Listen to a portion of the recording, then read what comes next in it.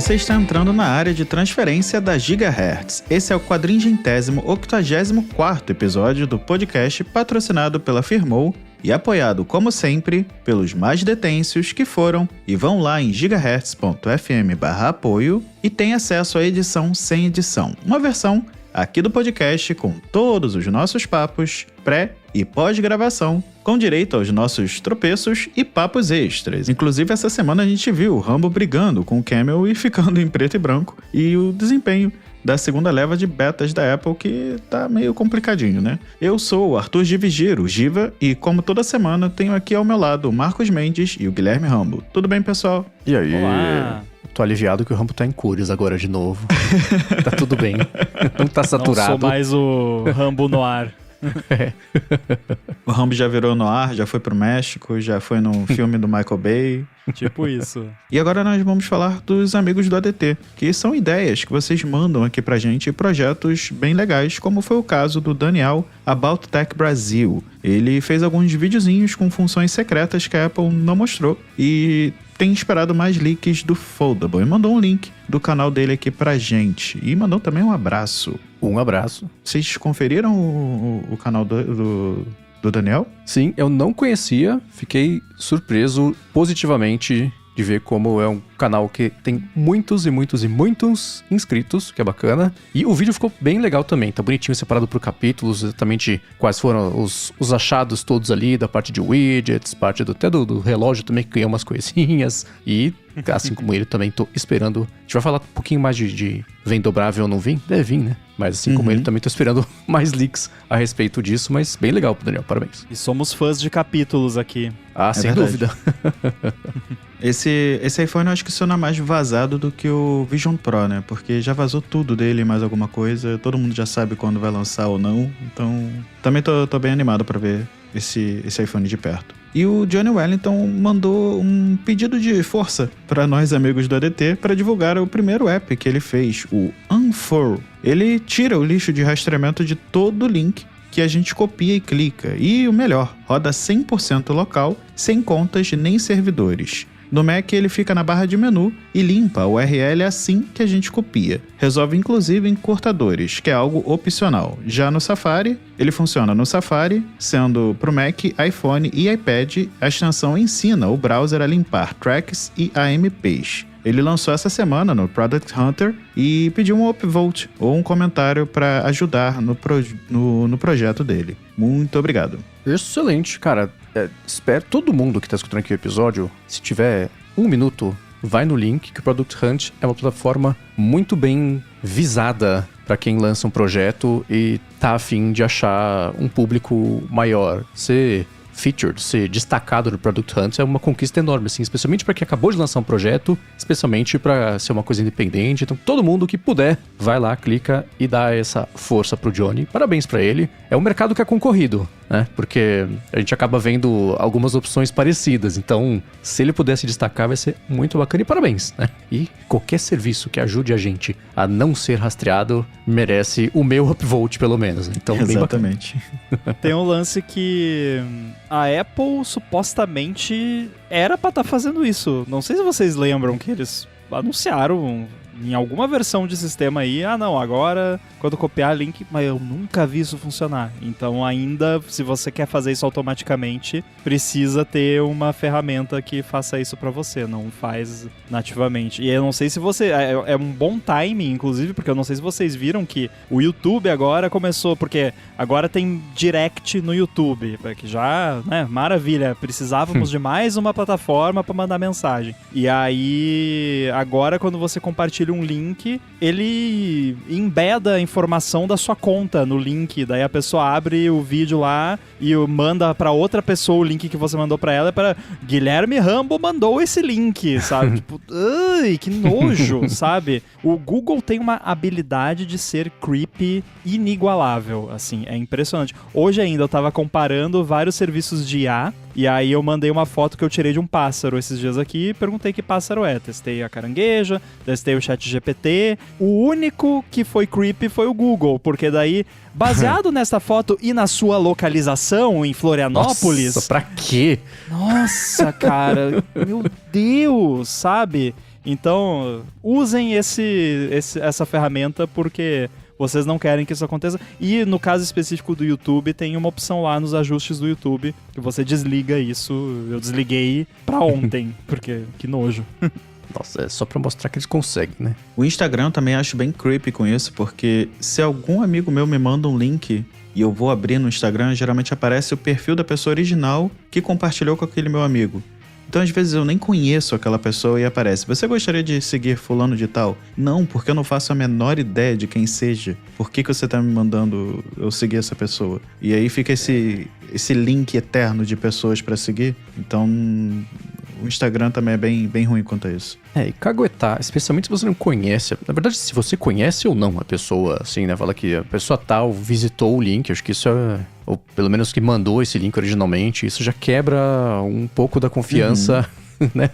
Ainda mais se for de terceiro. Um mandou pro 2, o 2 mandou pro 3. O 3 vê que o 1 que mandou, sei lá. É que nem... Eu sempre lembro do John Silver que você falando como, por exemplo, até o... Sei lá, você falava pra carangueja, mandava uma mensagem, e aí vinha embaixo Sent with Siri, que eu falei o nome. Que até hoje eu acho que vem um negócio desse, que isso já é uma traição da privacidade, porque vai que é uma informação que por qualquer motivo que seja, você não quer compartilhar, que você teve que mandar com a carangueja.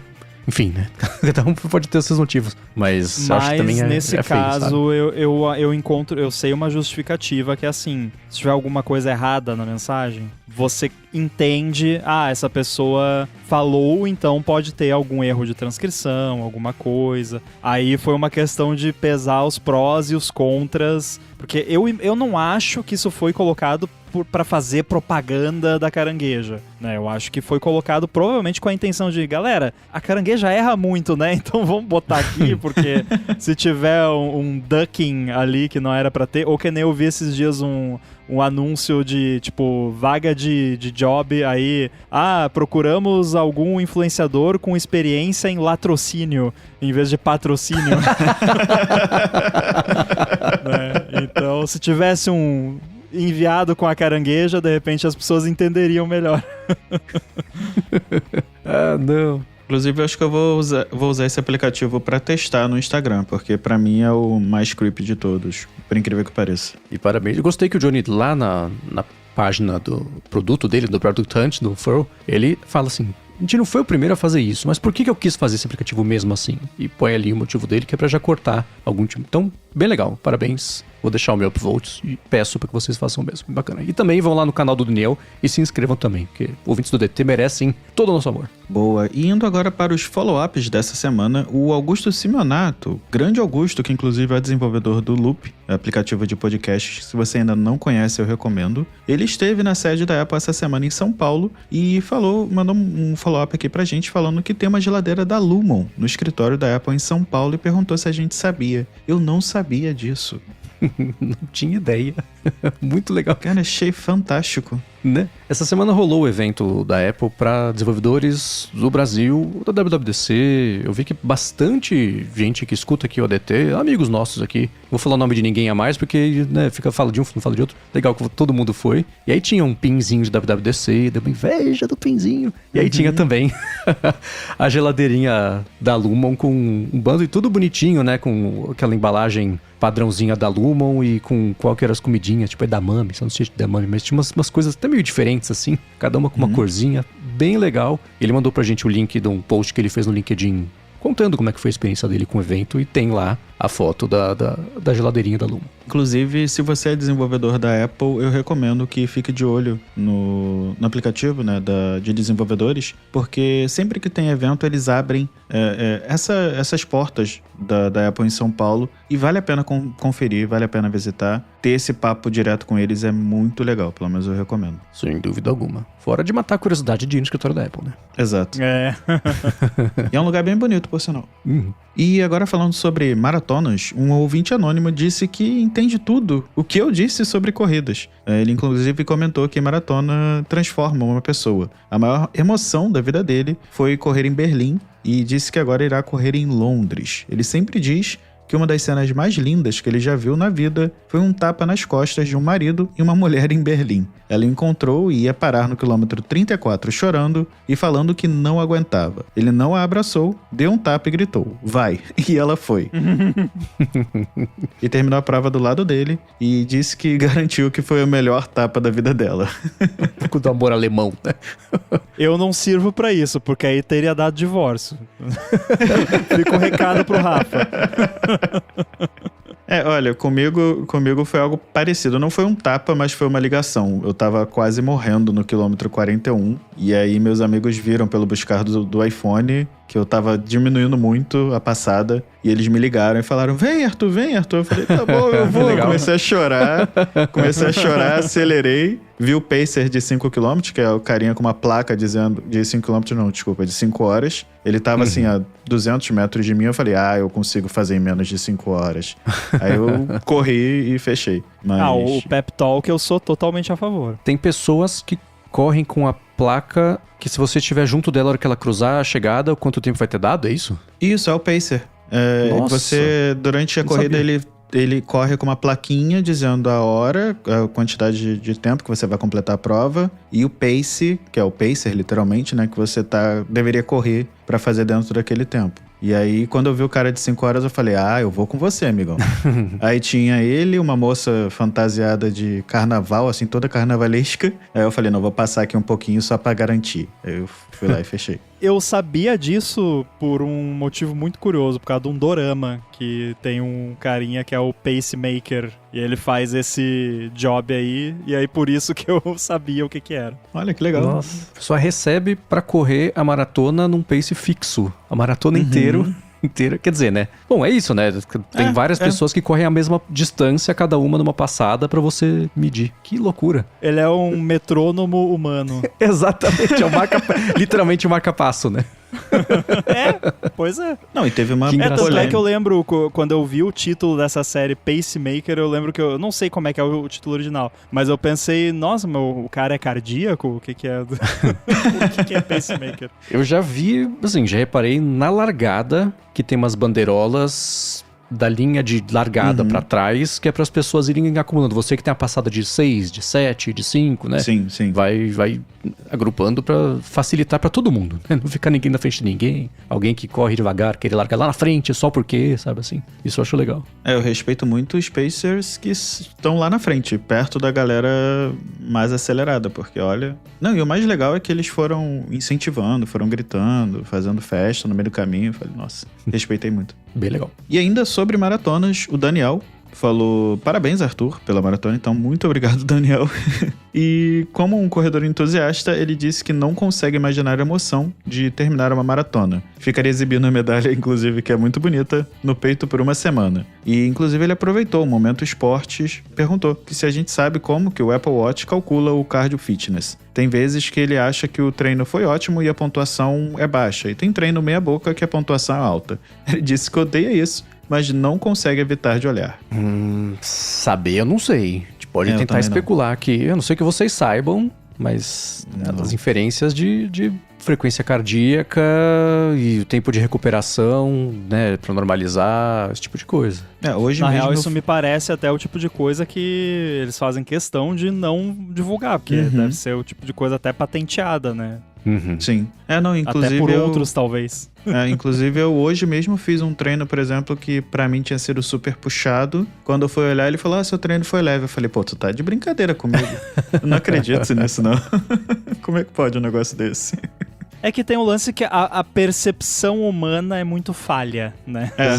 Exato. Volta ao que eu falei do sono semana passada. Uma coisa é como você está cientificamente, o que não interessa é comparado com como você está se sentindo. Pode ser que o sensor da métrica do esforço cardíaco tenha dado que você bateu 10% a menos do que você geralmente bate e a sua recuperação ficou, depois de 1 minuto, ela ficou melhor do que costuma ser, mas não interessa se você não bebeu muita água de manhã, não dormiu bem, com um negócio meio pesado no almoço que fez você não se sentir tão bem, a sensação é outra, né? Mesmo que é o lance da temperatura versus sensação térmica. Acho que é a mesma coisa. Mas dá pra imaginar essas métricas todas, né? O seu histórico versus o quanto de esforço, o quanto o coração começou a bater mais rápido, o intervalo que isso começou a acontecer, com base também na movimentação que o próprio relógio pegou. Dá pra tentar inferir isso por várias formas, né? Eu acho legal esses aplicativos que tem uma bateria humana. Ele pega todos esses cálculos. A Samsung fez isso primeiro, eu acho. E aí alguns aplicativos trouxeram isso para iOS, que ele cria uma bateria. Dependendo de quanto você dormiu, de quanto você treinou nas últimas semanas, ele diz como que tá a sua bateria. Então eu tô usando o Athletics, que geralmente ele acerta. Se a bateria ali estiver baixinha, meu treino é uma porcaria. Eu acordo e olho aquilo ali e eu falo, hoje não vai ser legal. E batata. Isso aí é um bom recurso pro AirBuddy, hein? Negócio de bateria, tem que... né? Olha! Isso me lembra, inclusive, o recurso que faz uns 2 anos que eu quero fazer no 1º de abril, que é você colocar bateria social no AirBuddy. Já falei com 2 pessoas hoje, diminui aí uns 30%. É o quanto você usou de iMessage, WhatsApp, vai diminuindo a sua bateria social. É verdade. Mas isso, sim, não é o lance da bateria humana, né? Não é nada científico. Sim. Nada padronizado. Digo, a OMS não deve ter até uma coisa assim, mas é medir também, né? O sono, quantas vezes você acordou, que hora você foi dormir, que hora você acordou, né? Esse tipo de coisa. Sua frequência cardíaca durante o sono, frequência de respiração durante o sono, exercício na noite anterior, isso tudo também deve influenciar, né? Então são jeitos diferentes, até um jeito meio lúdico de entregar pra você como é que tá o pacote do seu acompanhamento de saúde, né? Exato. E foi até o que a gente comentou, acho que no episódio de Bola de Cristal da WWDC, de que a Apple tem todas essas informações, mas às vezes eu acho que ela não usa tão bem. E a Samsung, por exemplo, ela consegue usar isso melhor para exibir essas informações para o usuário, seja com a bateria, seja com o nível de estresse e por aí vai. Então eu sinto que a Apple tem um problema com isso, tanto que eu assinei um aplicativo para que eu conseguisse visualizar melhor as informações do que com a Apple. Boa. E respondendo rapidamente o Mate aqui no chat que está acompanhando ao vivo, inclusive a gravação, ele perguntou se eu faço jogos comigo mesmo, né? Jogos mentais. Tipo, vou cruzar aquele poste antes daquela pessoa. E sim, às vezes eu faço, mas não é competindo com ninguém, é comigo mesmo, tá? Exato. Eu vou cruzar aquele poste antes do tempo que eu levei pra cruzar esse poste há 2 dias. Exatamente. Eu não sou corredor que compete com outras pessoas. Eu fico competindo comigo mesmo e crio esses jogos mentais até pra ajudar também, né? Porque tem dia que você não tá a fim de correr.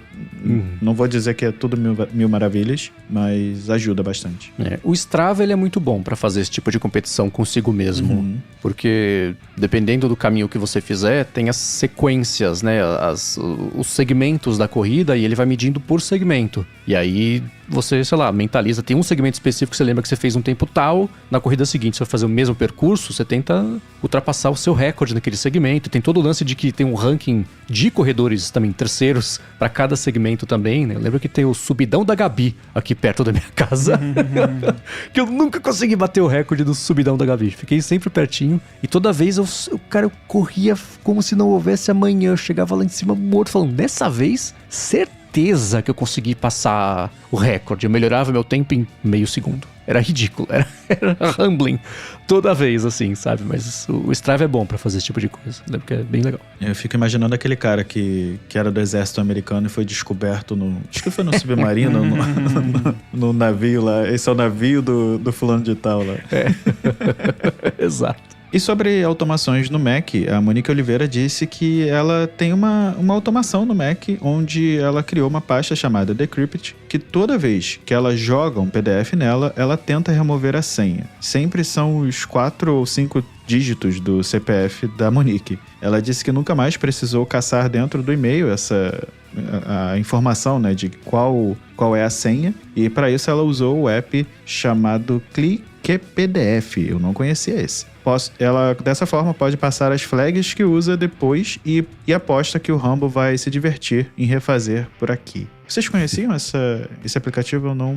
Pra mim é novo. Olha, eu não conheço o aplicativo específico, mas eu amei a ideia, então talvez eu faça algo assim. Eu não sei, é porque parece que eu tenho uma certa aversão a esse tipo de automação. Eu não sei o que é exatamente, porque invariavelmente, quando eu precisar mais, vai parar de funcionar.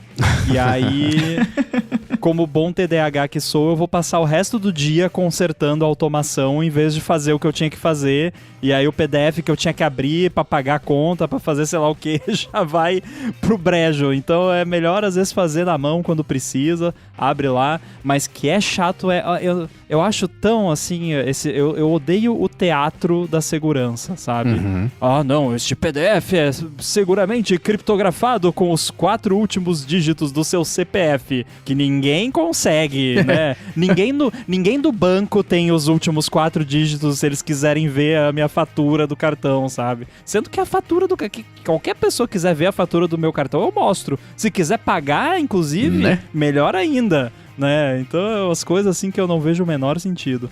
E aí você vai lá, tipo, no... Qualquer banco, as últimas vezes que eu fiz isso, tipo, você vai lá, exportar extrato, eles mandam um e-mail pra você com o extrato em anexo, sem senha, sem nada. Pelo menos os bancos que eu uso, a maioria é assim. Até porque CSV não tem criptografia, não existe isso. Né? Então, e eu sempre exporto pra CSV. Então eu não sei, não faz o menor sentido, é só uma perda de tempo. Deixa eu ver se eu entendi uma coisa aqui dessa parte do... Jogar na pasta, ela automaticamente coloca os 4 dígitos, os 5, pra poder abrir o PDF. É isso? Isso mesmo. Uhum. Eu imagino que ele converte pra um PDF que não tem senha. Ok, porque é isso que eu ia perguntar, né? Porque aí a hora que ela precisar, vai precisar abrir de novo. E aí, né, é isso que eu queria saber. Não. Tá. Ele pega, tira a senha, basicamente, do Tá, PDF. ele abre e depois salva como sem a senha. Isso. Ok. Depois que eu comecei a usar aqueles serviços de banco que mapeiam todas as contas no meu nome, eu acho que eu não lembro qual foi a última vez que eu digitei uma senha em um PDF, que era meus 4 ou 5 dígitos do CPF. Eu realmente não lembro mais, mas é uma baita ideia, porque realmente, nossa, quando eu fazia isso, eu também nunca entendi muito bem qual é a segurança, porque se a pessoa tem o meu CPF, provavelmente ela vai ter o endereço, então talvez fosse a única informação mais sensível dentro de um PDF como esse, mas também não sei dizer. Pelo que eu entendo, é LGPD. Você está passando dados que tem endereço, informações da pessoa, trafegando por um meio que você não controla, que pode ser acessado, como dito, por outros, então vou botar uma senha aqui. É o envelope da carta, pra você não poder ver o que tem dentro ali da conta de luz da pessoa, né? Porque aí tem nome, endereço, telefone, o dado da instalação, não sei se isso vem por fora também, mas vocês entenderam, né? Eu acho que é por aí. Eu também queria que as pessoas pegassem meus boletos e pagassem, mas... E sobre o copiar, colar e mover no Mac, o Guilherme Souza disse que... Ele perguntou, na verdade, pro Rumble se consegue dizer por que no macOS o Command C e o Command V de uma pasta consegue ser mais lento que a opção Duplicate. Não deveria ser a mesma coisa? Olha, eu tentei reproduzir isso aqui, não consegui. Pra mim, deu na mesma. Eu não sei se foi um teste com uma pasta com muita coisa dentro, mas eu consigo imaginar algumas razões. Primeiro que, assim, se você tá copiando e colando... Eu tô tentando não entrar em detalhes muito técnicos, mas uma representação daquela pasta vai parar na área de transferência. E aí, na hora que você cola, o sistema vai pegar essa representação e vai pedir pro aplicativo processar cada referência dentro daquela representação, o que no caso é o mesmo aplicativo, então tanto faz. Já duplicar não usa a área de transferência at all, porque é só duplicar. Então, tipo, é quase como a diferença entre você fazer algo direto e você pedir para um outro negócio fazer aquela coisa. Conceitualmente dá na mesma? Dá, mas é que você copiar para a área de transferência, você está disponibilizando aquela informação para todo mundo. E para isso acontecer, coisas têm que acontecer. Inclusive... Por isso que eu sou muito cuidadoso com o serviço de... Como é que chama? Histórico de área de transferência que eu uso. Porque tem alguns que eles são muito fominhas e saem abrindo tudo que tá na área de transferência, e isso pode causar diversos problemas. Pode, às vezes, por exemplo, o paste, que é o que eu uso, por padrão ele tem uma coisa que eu não gosto, que ele gera previews de URLs que você copia. Só que isso faz o quê? Faz com que o paste faça um request para aquela URL. E eu odeio isso, porque aí só o fato de eu copiar uma URL para a área de transferência faz o meu computador acessar aquela URL. E isso é uma falha de segurança gravíssima. Ainda mais para quem trabalha com segurança que nem eu, porque às vezes eu copio URLs que eu não quero acessar de jeito nenhum, mas eu preciso copiar aquela URL. E aí se alguma coisa tá escutando a área de transferência e acessando todas as URLs que eu copio, isso é um problema grave.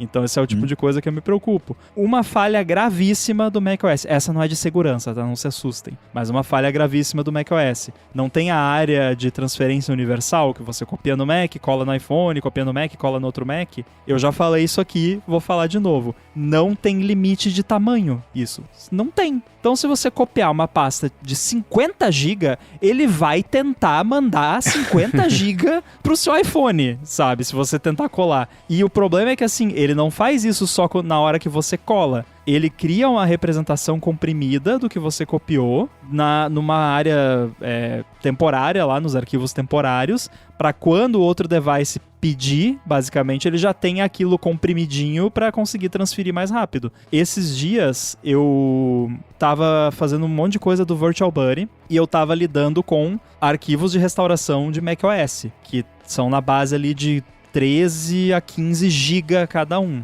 E nisso, eu estava com 2 Macs, o meu Mac aqui que não tá no beta, o meu Mac que tá no beta, um do lado do outro, e eu copiei e colei diversas vezes IPSWs aqui no meu Mac, só que dentro do meu Mac. Aí quando eu fui pro outro Mac, já tinha terminado o que eu tava fazendo, tudo, eu vi que tava quase sem espaço no SSD. Tava, tipo, 30 GB sobrando, sendo que antes tinha 200. Aí eu rodei o Daisy Disk e tava lá nos arquivos temporários, lá, NS User Activity, não sei o que, um monte de arquivo comprimido de IPSW de macOS que ele tinha transferido sozinho pro, sabe? E aí, por que eu falei tudo isso? Porque eu imagino que outro motivo de talvez ficar mais lento se você copia e cola é que em background o sistema está processando, está mastigando o que você copiou e isso implica I/O, né? O disco, né? O disco não é mais disco, né? Mas o SSD está trabalhando ali, o sistema está trabalhando, então na hora que você cola no mesmo lugar ou no mesmo Mac, ele vai copiar, ele conseguiria copiar rápido, mas ele está processando mais coisa do que estaria se você só duplicasse. Então a moral da história é, duplica. É melhor. Acho que você achou a solução em tempo real aqui na gravação. É que assim, eu tentei realmente reproduzir aqui e não consegui, mas tudo isso que eu falei pode acontecer, então realmente não é tão absurdo. Engraçado que eu tinha muito esse problema no meu MacBook Air, que era Intel com 8 GB de RAM. Eu tinha esse problema, eu lembro claramente de duplicar ser mais rápido do que o copiar e colar. Eu nunca mais tive depois que eu troquei para a família M de chips da Apple, mas eu tinha muito esse problema. Não sei se é algo de gerações mais antigas ou... Não deveria ser algo relacionado a hardware, mas enfim. Eu achava que tinha a ver com a PFS, que ele faz um jeito diferente de lidar com o arquivo, que ele cria a instância do arquivo e não um arquivo duplicado, porque aí são 2 arquivos diferentes, mas ele tem o mesmo tamanho. John Syracuse sabe explicar melhor do que eu, mas eu achava que tinha alguma coisa a ver com isso, que ele criava mesmo um arquivo novo, um gêmeo do arquivo, e o outro ele criava essa instância do arquivo, que é o arquivo, mas não é o arquivo, essa confusão toda. E aí um demorava mais do que o outro. Não, é o famoso copy on write. Não é copyright, é copy on write. Que é assim, ele não copia o arquivo quando você duplica. Ele só cria uma nova referência para aquele arquivo. Aí se você mexer naquele arquivo, editar, os dados, os bytes que você editou são duplicados, mas o que tá igual, então se você tem um arquivo de 50 GB, você duplica e você mexe lá dentro, ele não vai passar a ter 50 GB. Por isso que se você for olhar no macOS com APFS, que é quase todo mundo hoje em dia, você olha lá no Get Info, no Finder, principalmente se for um arquivo muito grande, você vai ver que ele tem 2 tamanhos. Ele tem, tipo, o tamanho e o tamanho em disco, que é, tipo, é o tamanho que aquele arquivo teoricamente tem, e aí é o tamanho que ele de fato está ocupando em disco. E, de novo, quem usa a máquina virtual se depara muito com isso. Por isso que, por exemplo, no VirtualBuddy ou qualquer outro de virtualização, você pode duplicar a máquina virtual adoidado e não acontece nada, não vai acabar o seu espaço. Mas aí, à medida que aquela máquina que você duplicou, você começa a usar ela, atualiza a macOS e vai mudando coisas, aí ela vai aos poucos ocupando mais espaço. Então, por isso que no APFS é tão rápido duplicar arquivos. E quando você copia e cola, ele está fazendo esse mesmo processo, só que quando se trata de uma pasta, para ele fazer essa duplicação, se você copiou pela área de transferência, tem esse proxy que eu mencionei passa por uma VPN, digamos assim, antes de chegar ali no final, e aí acaba demorando um pouquinho mais. Mas no geral, sim, o APFS, para você duplicar arquivo, é de grátis. Se você fizer uma cópia e na área de transferência e colar na área de trabalho, você vai estar passando pela gigahertz e não pela VPN. Olha aí, ó. Inclusive, para os nerds de plantão, no Mac, no terminal, o comando CP, que você usa para copiar arquivos, se você passar a flag -C, ele faz um clone de APFS em vez de copiar. Mas, obviamente, só funciona dentro do mesmo disco, né? Então, se você for copiar de um arquivo HD externo, daí não funciona. Mas eu já me acostumei, eu quase sempre já coloco automaticamente o -C, e aí se dá erro eu sei que é porque eu tô tentando copiar para outro lugar que não funciona. Você brincou do nosso de transferência, lá na sala do Nubank, no aeroporto de Guarulhos, tem uma área de trabalho. E é engraçado, porque tá aparecendo assim, área de trabalho e uma seta pra lá. Eu sempre acho divertido. Toda vez que eu penso em postar, vai parecer que eu tô falando, olha como eu sou importante, eu estou no lounge do Nubank, aí eu desisto. Mas tem lá no... E também... E é uma área de transferência também, né? Exato, você está sendo transferido de um lugar pro outro. Se você for ver, o aeroporto é um clipboard de pessoas, né? É uma grande gigahertz. E falando sobre a WWDC, o Pedro Alves, ele perguntou pra gente sobre uma teoria que tá rolando de que o Craig Federighi teria dado um pequeno cheirinho, um gostinho do iPhone dobrável ao desdobrar uma folha no momento do anúncio do nome do macOS Golden Gate, que inclusive aconteceu no minuto 4 e segundo 4 da apresentação, ou seja, 404. Uau! Ou seja, não foi encontrado. Olha, eu vi durante a WWDC, especialmente nas sessões lá pra devs, eles nem fizeram questão de esconder e brincar com origami, não sei o que. Dito isso, esse específico do Craig, eu acho que se tivesse sido só ele abrir no formato que vai ser tipo o iPhone dobrável, sabe? Um papelzinho mais ou menos do mesmo tamanho, ou com uma dobra só, ele pegou, tirou do bolso de trás, dobrou. Acho que ali foi mais um recurso, uma piadinha do que outra coisa, mas tirando isso, não faltou dicas, né? Exato. Teve muita coisa de origami. O tema origami tava em alta nessa WWDC. E... Não no Keynote, pra quem não tá entendendo nada, né? Não, foram nas Sessions. Nas Sessions teve muito exemplo envolvendo origami. Teve origami no cenário, na mesa do pessoal ali aparecendo. Então, isso sim, mas eu concordo que esse lance do Craig não parece ter tido muita relação com isso, não. Pra mim, o mais top de todos é... galera, o iPhone, o simulador agora dá pra redimensionar, e inclusive o device também, e aí o cara vai lá e redimensiona a janela, deixa exatamente na proporção que seria um iPhone dobrável pra mostrar, testem os seus apps assim, ó. Não, e esse aplicativo de origami, você vê que foi meio forçado, porque todo ano o tema do aplicativo dos vídeos tem a ver ali com os assuntos e tal, e aí nesse ano não, foi um aplicativo de origami, e aí eles queriam falar sobre chat, eles falaram, não, agora a gente vai colocar um chat dentro do aplicativo de origami. Aí eu olhei e falei, vocês estão forçando um pouquinho a barra pra colocar um chat aí dentro, mas legal, bacana. Então, inclusive o pessoal do time de App Intents por favor, galera, troca esse aplicativo de sopas. Eu não aguento ia falar mais esse isso. app de sopas. Que eles fixam o aplicativo de sopa, Já encheu o saco. Isso é, cara, isso é desde a época do Carangueja Kit, que tipo, foi o primeiro lá quando o pessoal do Workflow entrou na Apple. No ano seguinte, tava lá o Aaron dando o exemplo do aplicativo de sopa. Gente, já deu esse aplicativo de sopa. Chega. Deve ser já uma piada interna. Só pode. Não, é uma piada externa já. Eu só fiquei um pouco na dúvida se era uma brincadeira ou não do Greg, porque foi no minuto 404. Isso me pegou um pouquinho, assim. Aquelas teorias da conspiração. Quando eu vi que era 404, eu falei, putz, foi muito específico vocês colocarem esse mapa nesse ponto, mas não sei. E teve gente que falou que o vídeo da Keynote teve uma produção mais rústica esse ano. Aí, de certo, foi assim... uma referência à Bruxa de Blair, porque daí é found footage com vazamentos do iPhone dobrável. Nossa. Eu ia brincar que se você der play na Alice no País das Maravilhas, ou no Mágico de Oz, e na Keynote ao mesmo tempo, no minuto 25, a hora que a casa tava... Eu acho que aí já é demais. Mas acho que teve um monte de easter egg. E no sistema não tem um lance de saber o ângulo da porcentagem da dobra. Tem um lance desse também, não tem? Já direto ali no sistema que reporta?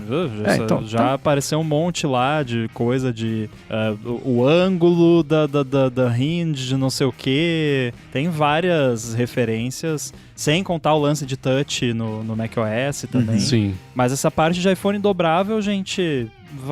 Vai rolar, sabe? Porque não tem a menor dúvida, porque pra que nesse ano eles iam decidir que app de iPhone agora é redimensionável?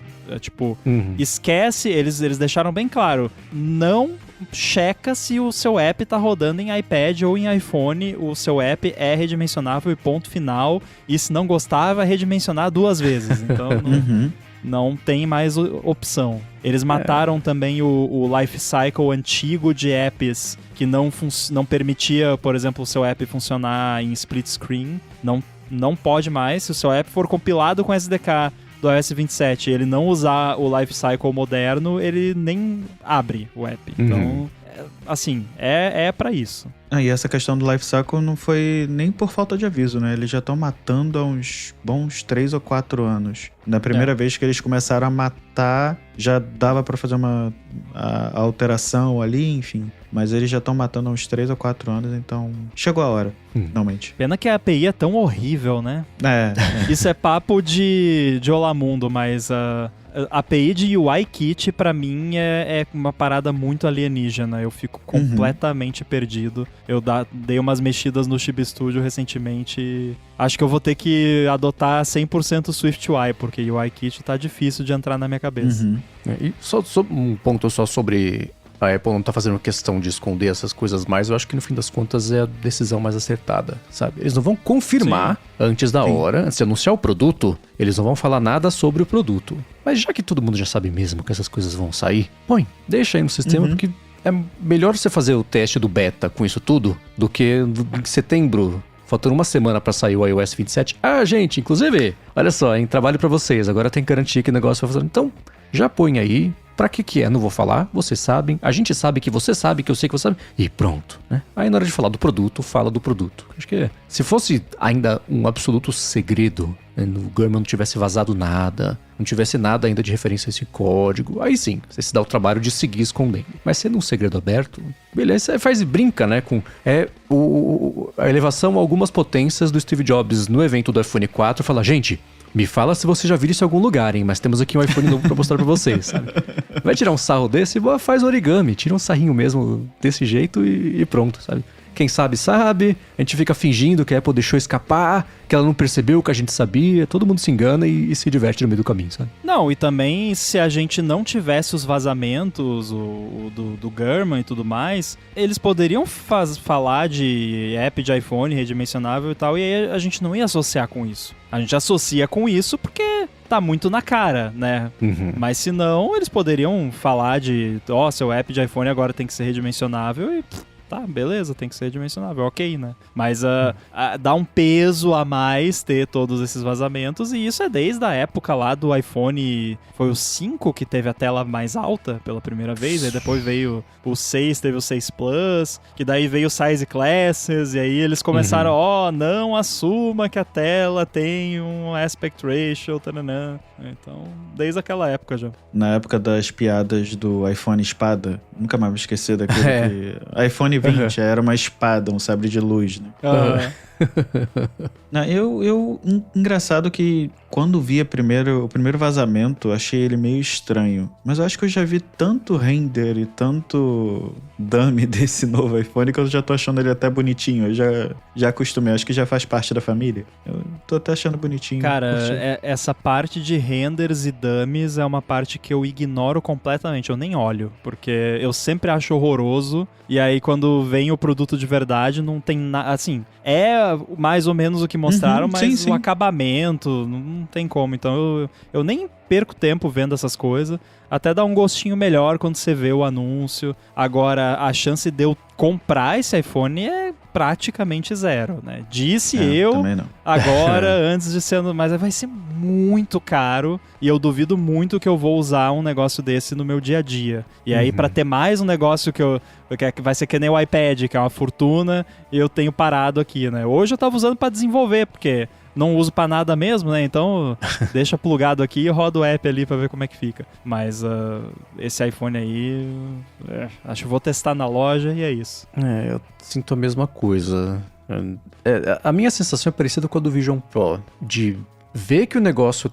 O Vision Pro já existe, né? Mas assim, quando tava pra ser lançado, eu falei, tá, mas... but why? Né? E aí saiu, é legal, você vai na loja, você testa e fala, puta, que coisa legal, que divertido. Vou abrir carteira? Não, queria ter pra testar, né, usar lá o negócio novo na Islândia, no Lago da Islândia, baita coisa linda, né? Ver o concerto do Proms lá, que saiu imersivo também, né? Isso na Islândia seria ótimo, show do Metallica, mas o iPhone eu sinto a mesma coisa, vai ser legal, na loja é divertido mexer, mas é diferente da gente ver coisas que, um produto novo, que a gente olha e empolga, encaixa aqui dentro, sabe? Não preciso que você me diga por que eu preciso achar legal, eu só olho e acho legal. Então, olhando hoje aqui, pensando nisso, sem ter visto nada além dos mockups que aparecem por aí, eu penso a mesma coisa. Tipo, pra que mesmo? E, não sei. A hora que eu mexer, eu vou querer ter? Sim. Vou querer comprar? Improvável. Eu tô na mesma. Eu sempre tive vontade de ter celular de flip, porque eu acho esteticamente muito bonito. E não sei se porque eu adorava o Motorola V3, aqueles, enfim, flips antigos. Eu achava fantástico, mas eu tô na mesma. Eu acho que vou olhar na loja, vou achar bacana, legal, mas o preço vai me afastar. Disse a pessoa que falou a mesma coisa ano passado e trocou pelo iPhone laranja, por causa só da cor. Mas dessa vez eu não pretendo fazer essa loucura, não. Bom, e sobre a ausência da nova carangueja AI na Europa, o José Berg pediu ajuda para divulgar um link do Siri for EU, que é o Siri para Europa em português, né? Seria algo assim. E a gente vai deixar o link aqui na descrição, inclusive. Sim. Isso poderia ter entrado no Amigos do DT, né? A gente já viu alguns amigos nossos europeus pedindo pra gente ajudar a divulgar. E eles falam que é uma petição aberta pra Apple e pros reguladores da Europa. Não é assim, Apple, traga a carangueja pra Europa, porque todo mundo sabe que os europeus querem usar. Eles falam, se resolvam, pelo amor de Deus, e cheguem a um acordo, que vocês são todos adultos e deviam estar parando de usar a gente como refém de vocês quererem mostrar quem que sabe mais, quem que manda mais, né? Porque eles falam, ó, Europa pediu por mercados mais justos, mas ninguém pediu pra ficar de fora. Não é isso. Tá vendo como tá piorando? E a Apple fala, tá vendo como a gente avisou? E a Europa fala, o que vocês vão fazer como a gente tá mandando? Então ninguém vai sair do lugar, né? É aquela coisa que eu olho pra petição, eu acho ótima a iniciativa. Eu não tenho a menor expectativa de fazer uma diferença na decisão. Porque quem tá decidindo isso são planilhas e advogados. E quanto mais barulho isso fizer, os dois vão olhar e falar, tá vendo o outro? A culpa é sua pela qual isso está acontecendo. A Europa fala isso pra Apple, a Apple fala isso pra Europa, e os europeus seguem nesse meio de campo sem ninguém, sabe? Eu vejo muito isso, especialmente na Europa. Quem é pró-regulação e quem é anti-regulação, os dois cantam vitória e comemoram que a Europa tá pra trás. Uhum. E azar de quem tá nesse meio do caminho, sabe? Tudo sobre isso é triste e cretino. E eu não tenho a solução. Mas eu sei que a solução não é essa, sabe? Os dois lados cantarem vitória pelo mesmo efeito e achando bom poder valorizar a dor, entre muitas aspas, que tá causando no mercado this is why we can't have nice things, sabe? Isso me incomoda. E aí é por isso que quando o assunto são essas regulamentações, principalmente de tecnologia, eu tendo a ser mais conservador, que não é uma característica minha no geral, muito menos na área política, mas é isso que acontece. Quando um bando de velho babão vai lá e aí, pra deixar bem claro, eu uso muito essa frase da nossa querida Dilma, que é que nem quem ganhar, nem quem perder, vai ganhar, nem perder, vai todo mundo perder. E quando eu uso essa frase eu me refiro assim, tá todo mundo errado, né? Aqui tem aquele Reddit que am I the asshole? E aí tem um voto que é everyone sucks here. E aí nesse caso é basicamente everyone sucks, menos o povo da União Europeia que tá só se ferrando com isso e não tem culpa de nada, né? Então eu acho excelente a iniciativa também não acho que é o que vai de fato fazer alguma diferença, mas nesse caso os dois lados têm que ceder um pouquinho e eu, por outro lado, concordo com a posição da Apple de também não querer fazer de qualquer jeito o negócio, porque a gente tá falando porque o problema realmente é a Apple colocou lá a carangueja com contexto pessoal, tarará, então todo mundo que tem um negócio de IA tem que poder fazer a mesma coisa. Mas não dá. Não tem como fazer isso sem... E aí o que acontece? Pelo que eu entendi do que a Apple falou, eles queriam fazer um negócio assim, tá bom, a gente vai fazer, mas provavelmente tinha um monte de permissão, que o usuário tinha que dar permissão e tal. Ah, não, mas pro da Apple não precisa dar permissão, então não pode precisar da permissão, sabe? Por isso até que a Apple não elogiou, né, mas assim... falou um pouco melhor do negócio do Brasil aqui, dos marketplaces, do que da Europa, né? Ah, não, porque do Brasil tá muito melhor do que na Europa, né? Porque aqui no Brasil, pelo menos, ainda tem um certo nível de cuidado, digamos assim. Sendo que esse lance do marketplace eu já sou bem mais radical pra mim, tinha que abrir tudo e pronto, e quem quiser instala, mas, né, o lance de dar acesso a uma IA, tudo que tem no seu iPhone, é um pouco mais complicado do que só poder instalar apps sem ser da App Store. Eu acho que a gente ainda pode colocar outra pimenta nesse assunto. A gente não precisa entrar no assunto, mas tem uma pimenta a mais, que no final das contas é uma grande briga política entre Estados Unidos e países da Europa. Não digo nem Apple, Europa, é Estados Unidos e Europa. Então, se a gente colocar essa pimenta a mais no assunto, a coisa explode. Então, isso tá acontecendo agora e daqui a 2 anos, com outro governo, a coisa pode mudar. Ou pode assim, piorar, ou pode melhorar. Então... eu odeio porque o estadunidense médio, ele viveu... nossa, não mandem seus e-mails. Mas o estadunidense médio... acredita que os Estados Unidos é o melhor país do mundo e tal, porque cresceu a vida inteira ouvindo propaganda. Assim, tem tanta propaganda nos Estados Unidos, e aí propaganda no sentido de propaganda do governo, quanto na Coreia do Norte. Se duvidar, até mais. Vão me xingar, mas tem. É só você conversar com alguém dos Estados Unidos que vocês vão ver como é que é. Com alguém que não é um pouco mais esclarecido. Mas, assim, a pessoa realmente acredita... Mas mesmo os esclarecidos, cara, eles são muito... sim, qualquer coisa que saia da fronteira, eles não têm ideia que existe, o que é, onde fica. E isso é resultado de você crescer acreditando que você é o escolhido. Que não precisa saber onde que fica a Látvia. Porque pra quem se importa? Eles que venham pra cá, eles têm que saber dos Estados Unidos, sabe? Onde fica o Brasil. E aí eu já ouvi alguns usando como desculpa, não, porque os Estados Unidos é um país muito grande. O Brasil também é muito grande, a gente sabe que existem outros países, né? Isso não é desculpa. Mas enfim, isso tudo é pra falar, eu discordo completamente dessa visão, porém, um aspecto que eu concordo é, de certa forma, até o deboche que eles fazem, tipo, cadê as grandes empresas de tecnologia da União Europeia? Porque, é o Spotify, só o Spotify, né? Então, alguma coisa certa o país fez né? Ou pelo menos não fez errado para que as empresas grandes de tecnologia tenham se desenvolvido lá. Então, realmente, a União Europeia não tem muito lugar de fala nesse aspecto, e aí talvez devesse trabalhar de outra forma e não tentar, tipo, cercear, de certa forma, empresas estrangeiras lá pra, né, desenvolve o seu mercado, vai, né, faz aí, né? Então eu acho que esse aspecto eu concordo. Eu não gosto de concordar, mas eu sou obrigado, que é verdade. E a gente sabe que a Apple nunca vai fazer absolutamente nada, a menos que ela seja 100% obrigada, e mesmo assim vai fazer pela metade, batendo o pé e de mau gosto. O próprio lance da loja no Brasil, eu falo, gostamos mais aqui, igual do Japão, muito mais do que da Europa, porque da Europa ela não teve conversa. Na verdade, tá conversando até agora, né? Não implementou, tá, vai e vem, etc. O Japão seguiu com as taxas, o Brasil seguiu com as taxas, Epic Games achou ruim, App Fairness achou ruim, ela conseguiu... A minha impressão, sinceramente, ela tá tão boa, aí volta o papo de velhos babões, ela tá tão boa em dar o blá, que o CAD não teve a menor chance de não ser convencido pelo blá. Ela tá muito bem ensaiada pra conversar e falar sobre, não, porque as criancinhas e os riscos da web aberta, que vai ter gente pelada, isso não pode, e os golpes, e o CAD falou, nossa, sabe que você tem um ponto aí, né? A gente que já vê essa história de novo. Olha lá nas vagas de emprego da Apple Brasil, garanto que você vai encontrar lá, engenheiro de blá. Engenheiro de caô. É isso.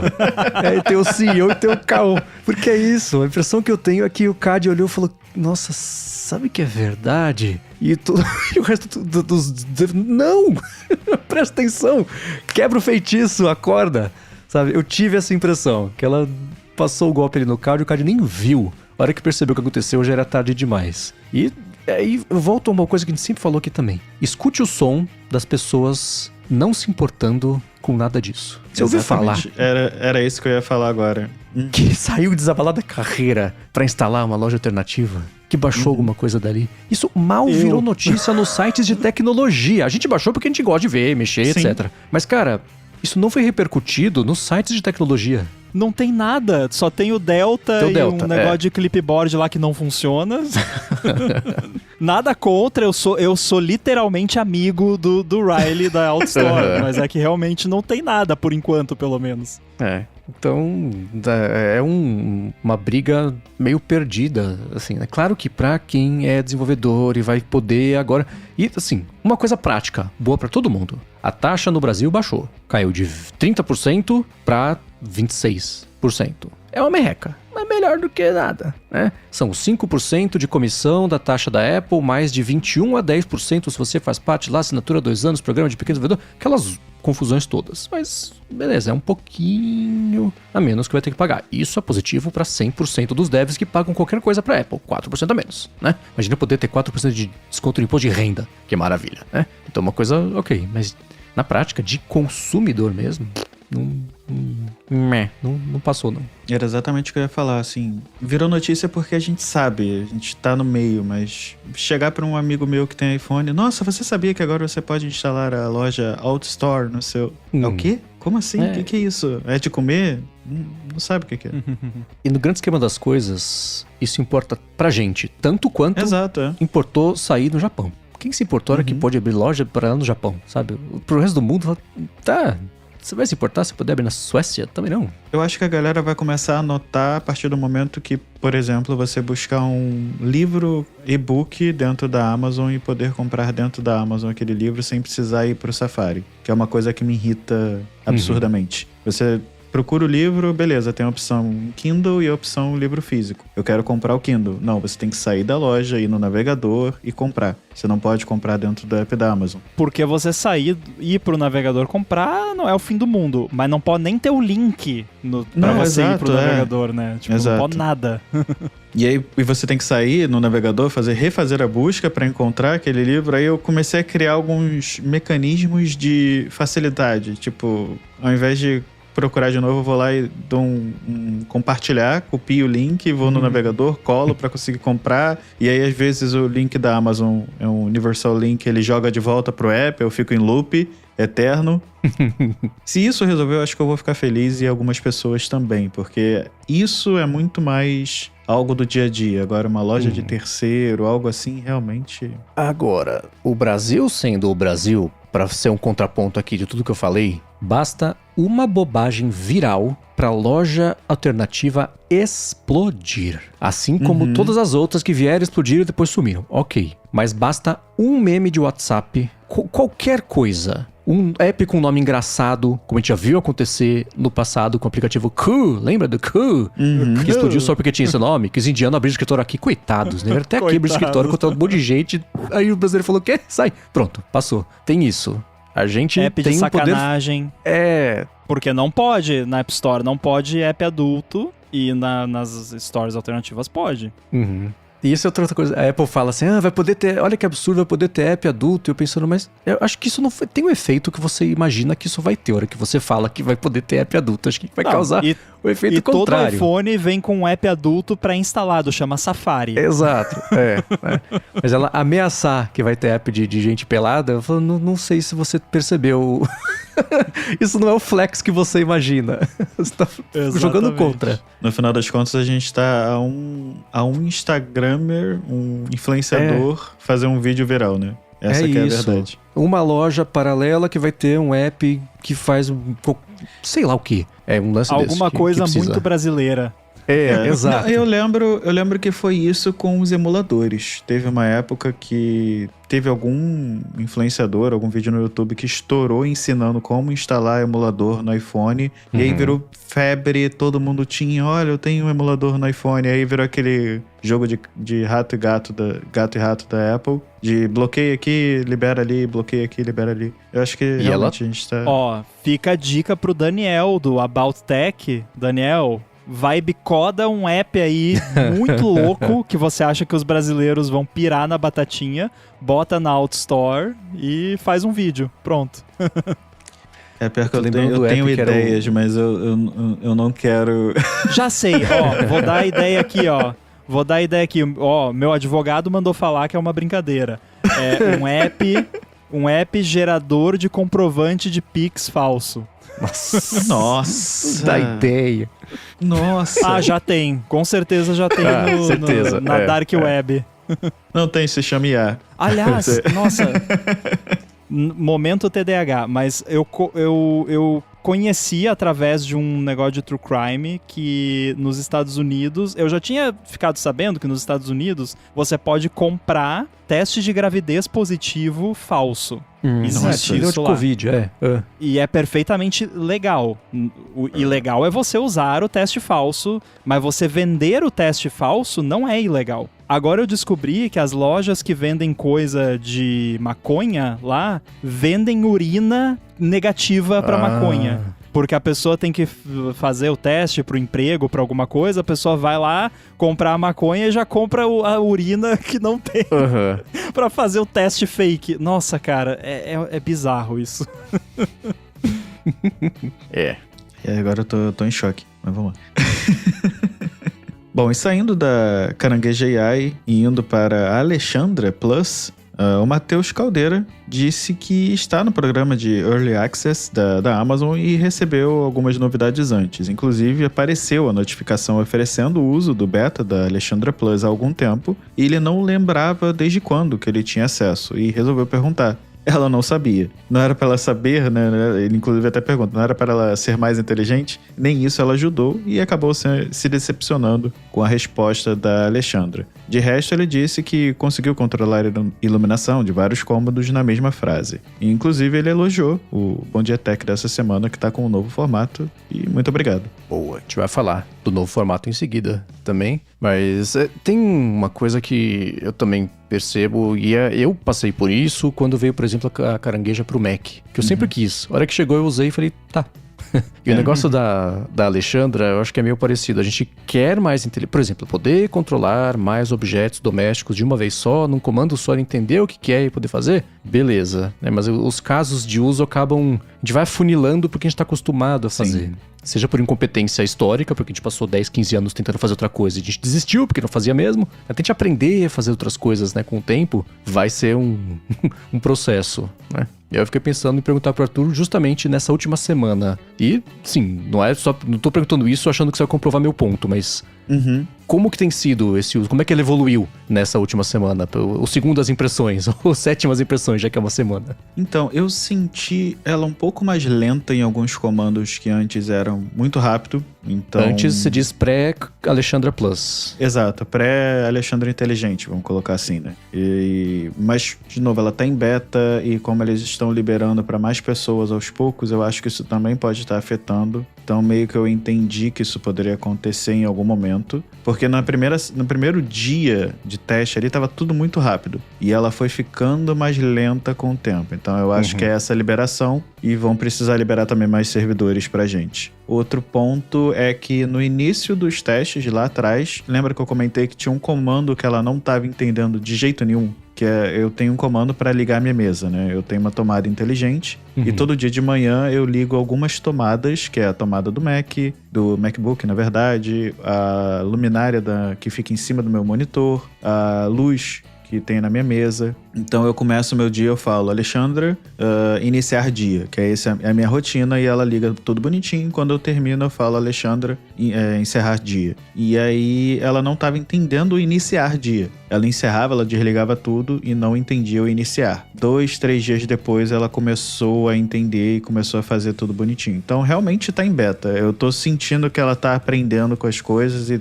alguns recursos estão sendo liberados aos poucos. Eu também tive essa sensação dele de... Poxa, algumas perguntas que era para ser simples, ela não consegue. Por exemplo, eu perguntei quantos quilômetros que são da minha casa até o estádio Maracanã. Foi um teste simples. E aí ela, olha, eu não consigo te dar essa resposta. Eu falei, beleza, você sabe onde eu moro? Ela, não, eu não posso acessar essa informação. Eu falei, então tá bom, eu moro em tal lugar. Eu falei pra ela, falei, vou contra todos os princípios de privacidade, apesar de saber como se a Amazon já não tivesse o seu endereço. Exatamente, né? Exato. Sabe que porque tem endereço? Porque se eu chegar pra ela e falar, o Alexandra, compre um produto XYZ, ela vai entregar na minha porta. Tanto que eu fiz essa brincadeira com ela, já vou falar. Quando é do interesse deles, né? Né?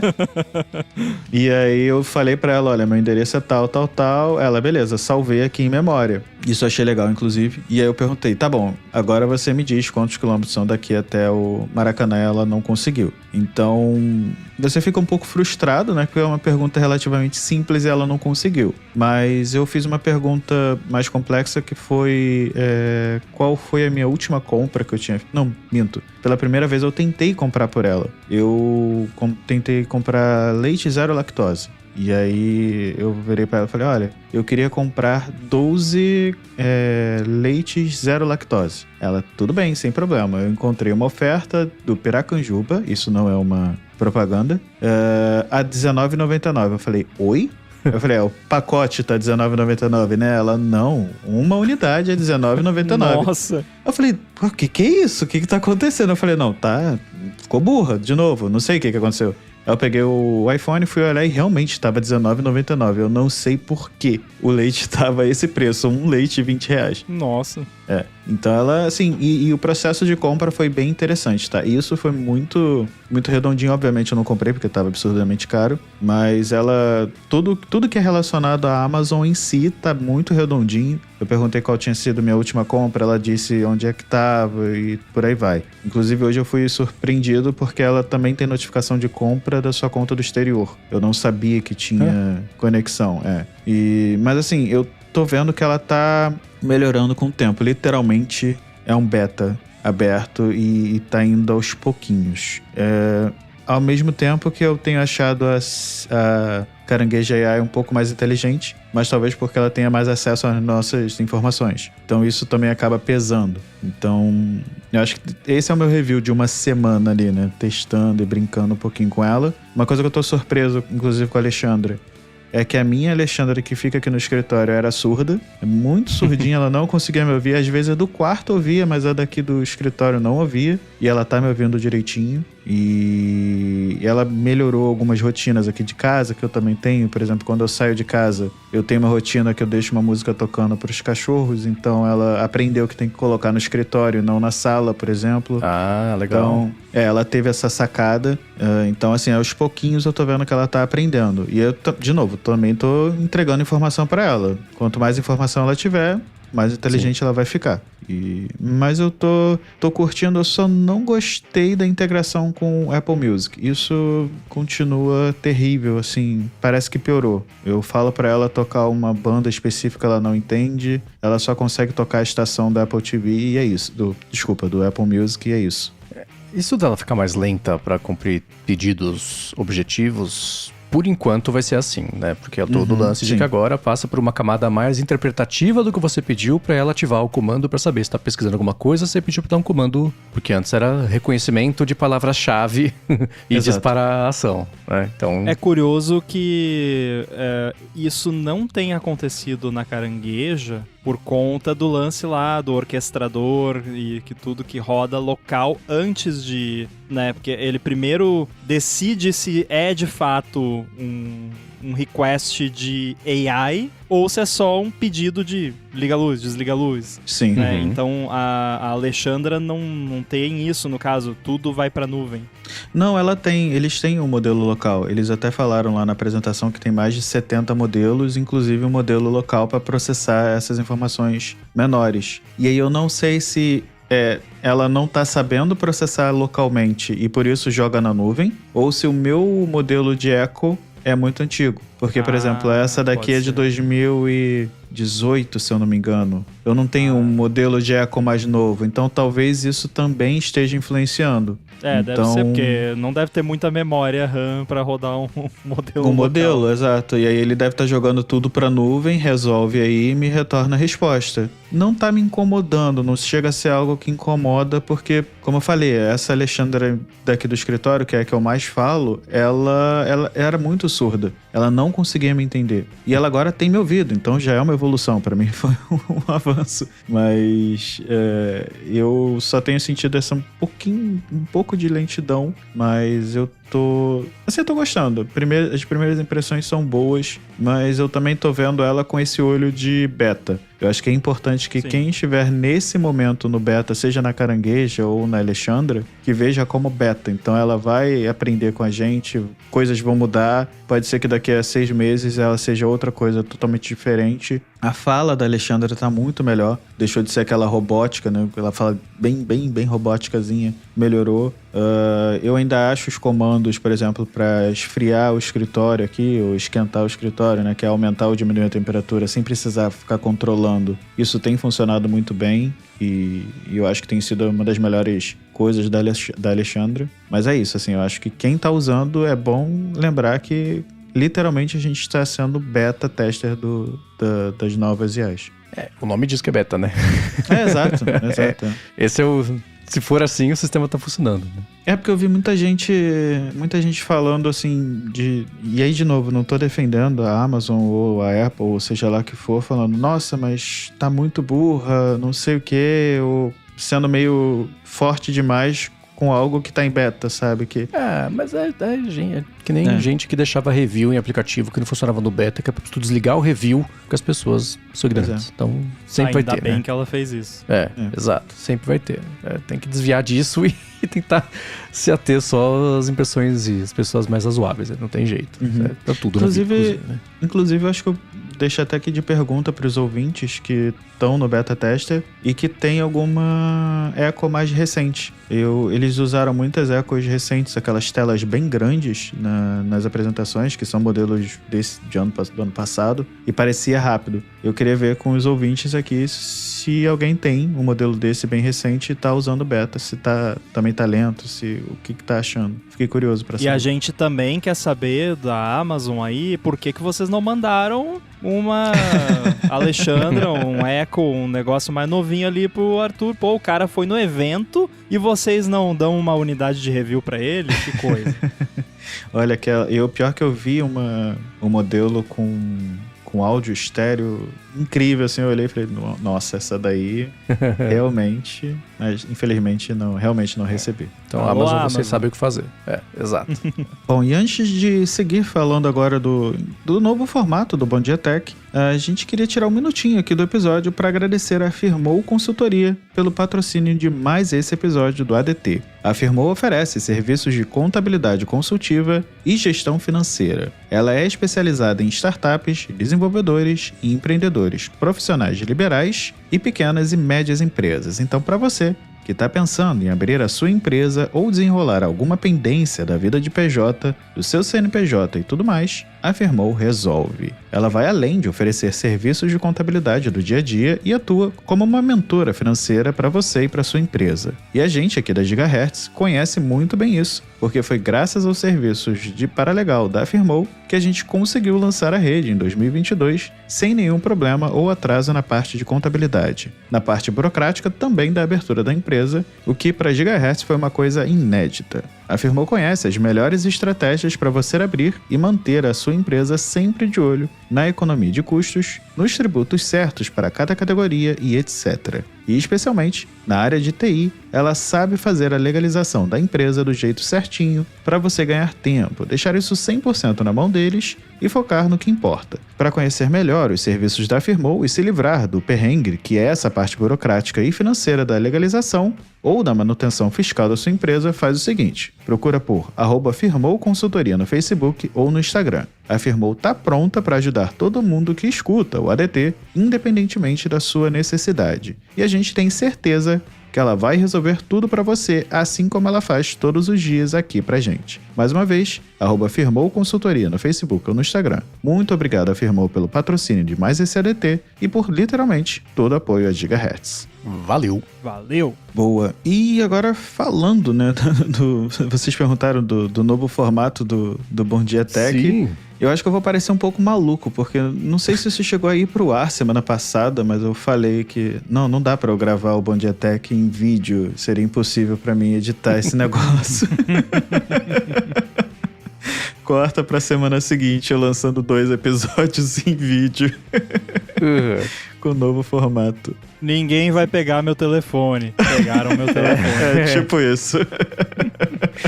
E eu fiquei bem interessado em saber, primeiro, por causa disso, porque você tinha acabado de falar que, nossa, que trabalho do cão fazer isso, e etc, etc. Por outro lado, e eu acho que isso pesou bastante na sua decisão, o jeito do podcast ficou diferente. A dinâmica e etc. E eu sei que, assim como sempre foi pra mim fonte de críticas, a forma como eu lia o roteiro, eu sei que também já foi pra vocês. Já comentou sobre isso com a gente. Talvez tenha sido no ar, se não foi, desculpa. Mas já foi assunto. Foi né? Foi sim. E é perceptível mesmo... Percebeu que eu não falei que tá melhor. Falei, é perceptível a diferença do estilo da fala, fica mais solto, não está preocupado em ler, né? E ser 100% a informação entrando pelos olhos, passando pelo filtro e saindo pela boca, sem tropeçar, prestando atenção na dicção. É outra coisa, de você explicar o que está acontecendo, né? E, por outro lado, tem o agravante, entre aspas, de você, além de estar falando no mic, estar fazendo um vídeo, e eu não sei pra você, pra mim é 100% do tempo. A gente grava o ADT. Eu tenho 100% do tempo um processinho rolando na cabeça, assim, tá gravando vídeo. E não tá, o podcast mesmo é em áudio, para as pessoas que vêm aqui a gravação, né, que estão acompanhando, e seria mais ainda, eu imagino, as poucas vezes que eu precisei, pra mim, tá, passar pelo sofrimento de fazer um vídeo do Instagram, mostrando a minha cara, cara, não me vem naturalmente. Mesma coisa quando era no YouTube, não nasci pra isso, então eu entendo o esforço e eu não editava. Né? Tem a parte da edição que é uma outra besta que a gente pode falar também, né? Mas eu imagino que, né, voltando à pergunta, comecei a formular, né, desse processo que eu vi, que eu imaginei que você tinha passado, foi mesmo em prol do resultado final, que você também gostou mais do resultado final, e já que você fez e funcionou, e já que vídeo é uma coisa que as pessoas estão prestando mais atenção, você vai seguir fazendo? Como é que foi aí dentro, até você concluir, vou testar, pelo menos, ver se você gosta e se dá resultado? Eu acho que o episódio da Alexandra Plus semana passada me fez ter essa mudança de cabeça, assim.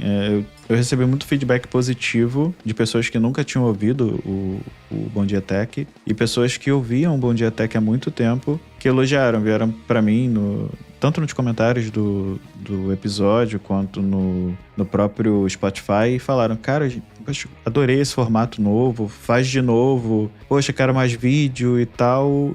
Mas assim, eu já vinha pensando nessa mudança de formato de menos roteiro e mais conversa, que é algo que eu tenho batido bastante, né?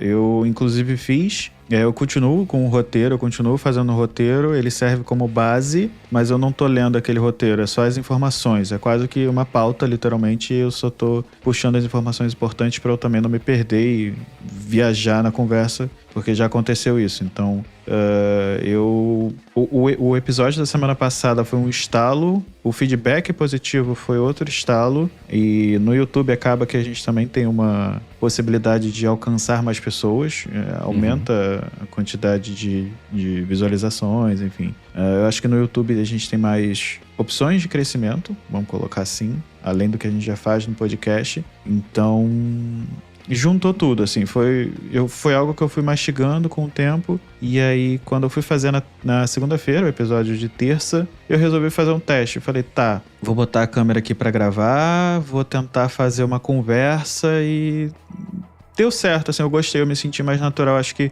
eu já tô fazendo também o Bom Dia Tech há quase 3 anos, né? 2 anos e meio, 3 anos. Então, eu fiquei pensando, poxa, se pra mim que faz isso aqui, esse formato talvez já não esteja tão legal, imagina pra quem tá ouvindo. Então, alguma coisa diferente pode ser legal no final das contas pra galera que tá ouvindo também. E aí, com muito medo, eu fui lá, resolvi fazer o episódio, tanto que eu pedi feedback, falei, galera, e aí, vocês gostaram e tal? Porque eu falei, se a galera falar que não, que prefere o antigo, quinta-feira já era formato normal. Mas não, de novo, eu recebi muito feedback positivo, inclusive, obrigado pra galera que mandou. Inclusive, mandaram aqui pro ADT também. Eu levei até um susto quando eu vi o e-mail.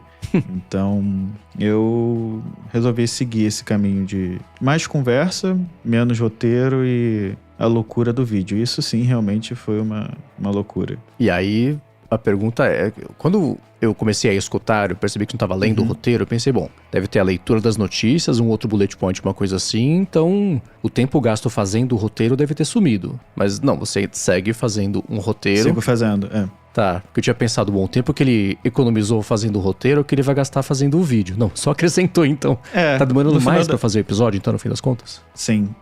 Nesse início, eu tô levando quase 3 horas pra fazer tudo. Que eu tava fazendo em 1h30, quase 2, agora eu tô levando 3. Tá. O primeiro episódio eu levei quase 6 horas. Porque eu tava tentando me entender o da Alexa, com as ferramentas. Você diz ou episódio mesmo? O episódio. O da Alexa, por incrível que pareça, foi até mais rápido. Porque eu acho que foi mais tranquilo ali de gravar, eu já sabia como fazer e tal. Mas o do episódio, eu ainda tava tentando me entender com as ferramentas. Eu tô usando o OBS pra fazer a transição de mostrando ali a notícia, né? Que eu também não queria... Eu não quero perder muito tempo, ou investir muito tempo, melhor dizendo, em colocar aquelas artes bonitinhas que a galera faz. Eu, infelizmente, não tenho esse tempo todo pra fazer, e não tenho um editor de vídeos também pra isso, então eu preferi colocar o OBS e mostrar a notícia, ou mostrar um trailer, como foi o caso do GTA. E então isso já me poupa uma parte do tempo da edição, mas no primeiro eu perdi muito tempo tentando entender como funcionavam as ferramentas, que eu tô usando o CapCut, baixei o Final Cut também, então enfim, assim, fui testando várias ferramentas para ver qual que me encaixava melhor. Por enquanto eu tô no CapCut, mas pode ser que semana que vem eu já teste outra coisa. E pra galera que tá vendo no YouTube, né, deve estar vendo inclusive que eu tô testando algumas artes, porque eu ainda não me decidi qual que eu vou usar, qual que eu não vou, porque no YouTube também é outra pegada diferente do podcast. Então eu tô aprendendo ainda a usar o YouTube e a conseguir lançar os vídeos por lá. O tempo de fazer, com certeza, daqui a 1 mês, daqui a 2, vai conseguir ir enxugando, né? Cada passinho que a gente percebe que a gente pode pular, ou melhorar, ou agilizar, no agregado isso faz muita diferença mesmo, né? Que nem quando eu comecei a editar podcast, que leva uma eternidade, hoje leva uma fração desse tempo pra fazer uma qualidade igual ou melhor, ou preferencialmente melhor, né? Do que como eu comecei a editar. Tipo, aprendendo essas coisinhas assim, né? Sim. E aí, acho que no fim das contas é medindo o retorno que isso vai trazer de ouvintes. No fim das contas, isso Sim. que conta, né? Quantas pessoas novas você tá trazendo com o formato. É legal poder colocar no YouTube, que aí sim, o potencial é muito maior do que o potencial de descoberta de podcast, que é basicamente nulo. Existe lá o Apple Podcasts, tem o Overcast, tem os apps de podcast, o Spotify, eles têm a mesma parte de recomendação de algoritmo de um vídeo, mas o YouTube é bem melhor nisso. Ele ajuda a espalhar melhor, né? Mesma coisa que o Instagram, que os TikTok da vida. Você acaba saindo da bolha que seria a mais óbvia de recomendar, né? Mas nem dá pra te perguntar agora, imagino, porque tá muito no começo. Vai ser daqui a 6 meses, né? Uma coisa assim, pra poder medir de fato a diferença que isso fez, né? Sim, o vídeo da Alexandra já tinha sido um impacto grande, assim, porque naquele dia eu consegui lançar um vídeo que tava em alta, assim, foram muitos canais de tecnologia falando a mesma coisa, e aí esse vídeo específico realmente trouxe gente pro podcast já, então eu já tive um alcance grande de seguidores no YouTube, mas o que me incomodava muito é que muitas pessoas que ouviam no Google Podcasts quando migrou pro YouTube, eu senti que essa galera ficou meio órfã, porque o YouTube, querendo ou não, ele não é uma plataforma de podcasts, ele nunca foi. Ele se vende como ele foi integrado como mas eu sinto que ele não é uma plataforma de podcast, porque quando você dá play, você tá dando play num vídeo em áudio. Então eu senti essa desconexão entre o que o YouTube vendia e o que é o podcast. Então eu decidi, foi um dos motivos que eu também estava querendo fazer em vídeo, já era algum tempo que eu queria fazer, mas não tinha coragem. Agora eu criei coragem, tô fazendo e, enfim, a galera tá curtindo, isso que eu acho que importa, eu também tô gostando bastante. Só pretendo e preciso urgentemente acertar a arte do YouTube e aprender a editar o episódio direitinho. E você tá se divertindo fazendo? No fim das contas, essa é outra pergunta importante, né? Tô, bastante. Tanto que hoje aqui, por exemplo, eu já tô meio que no cenário que eu gravo, então eu consegui criar um esquema pra colocar o celular e começar a gravar. E a edição é completamente diferente. Eu tô aprendendo muita coisa nova também com o vídeo, que assim, no áudio é completamente diferente, e eu tô tendo que reaprender tudo do zero, pesquisar a ferramenta. Eu gosto muito disso, então eu tô aprendendo bastante, mas eu tô achando divertido, bem divertido. Eu acho esse formato menos roteirizado melhor, porque a gente tem mais abertura para dar opinião também, que era algo que eu queria já fazer há algum tempo, e no Bom Dia Tech eu nunca dei muita opinião, então eu queria dar um pouquinho mais de opinião, dar um pouquinho mais de pitaco, que eu sinto também que era algo que as pessoas pediam. E sim, as pessoas reclamaram que era roteirizado, tive algumas reclamações. Enfim, na época era o que tinha como fazer, agora eu consigo mudar isso e fazer menos roteirizado, e a princípio o pessoal curtiu. Boa. Tomara que traga mesmo mais gente, isso é bacana. Mas se divertir fazendo, no fim das contas, importa muito, porque, né, todo mundo já... trabalho... Alguém uma vez na vida, todo mundo já passou por ter que fazer um negócio e falar, não queria fazer isso, que saco, mas eu tenho que fazer, né? Sendo o Bom Dia Tech uma iniciativa sua que você quer fazer porque você gosta de fazer podcast, gosta de falar do assunto e gosta, né? Tentar eliminar esses atritos. Tem que fazer mesmo assim? Tem, claro que tem, né? Tem que lidar com a parte de contabilidade. Alô, Firmão, né? Mas minimizar isso pra gente poder ter mais tempo pra fazer o que a gente quer fazer de verdade é importante também, né? Então, que bom que você tá curtindo fazer. E querendo ou não, a gente faz tudo, né? Aqui, no caso, a gente aqui no ADT tem o Edu que ajuda e tal, mas no caso do Bom Dia eu faço tudo. Então, são muitas coisas que eu tô tendo que aprender. Por exemplo, a arte do YouTube. Eu sempre achei horrível ter que colocar minha cara na capa do podcast. Só que no YouTube as pessoas pedem isso. É muito louco você pensar que tem que ter a cara da pessoa, do narrador ali na capa, porque senão o pessoal não clica pra ver. Não era algo que eu queria, não era um ramo, um conhecimento que eu queria ter, ou queria aprender, mas até o Matheus colocou aqui, o típico formato do rosto surpresa é exatamente isso. Eu até troquei um papo bem longo com o ChatGPT sobre isso para tentar entender, e pesquisei, e ele sempre falava, não, olha, eu acho que a sua arte tá ótima, mas você podia estar um pouco mais surpreso nessa arte. Eu falo, não, eu não quero. É tipo sugerir mulher pra sorrir, que horror. Não é exatamente o que eu não quero. Eu já tô colocando a minha cara aqui nessa arte que não era algo que eu queria, sabe? Enfim. Mas eu tô levando aos pouquinhos. Mas a Mari botou aqui diquinha tosca, bate um monte de foto com caras e bocas. Eu fiz isso. Ficou ridículo. Aí eu falei, não consigo. Quem sabe um dia eu consiga. Teu desprendimento. Tanto que do GTA agora eu fiz uma caricatura que eu achei mais bonitinha, mais legal. Mas o ChatGPT tá me ajudando muito quanto a isso, porque é algo completamente novo pra mim. Mas tá sendo divertido, bem divertido. Só as thumbs que realmente, nossa, um dia vai sair alguma legal. Eu olho todas e falo, nossa, isso tá terrível, mas enfim. Mas acho que a tosquidão faz parte da linguagem, sabe? De coisa de YouTube, assim. A impressão que eu tenho é que quanto mais bizarro for, melhor vai performar. É a linguagem. Não tem jeito, tem que ter um pouco de desprendimento, né? Em algum momento eu vou fazer uma thumb com cara e boca, vocês vão rir da minha cara, eu vou rir pra caramba da minha cara. Se bobear vai dar certo. Uma coisa também que eu fiz foi um dos... Acho que a primeira thumb que eu fiz de terça-feira, eu pedi pro ChatGPT gerar. E aí eu acho que foi até que eu mandei pra vocês, que tava com o fundo azul. E agora todas as thumbs do YouTube que eu olho são iguais àquela ali. Iguais.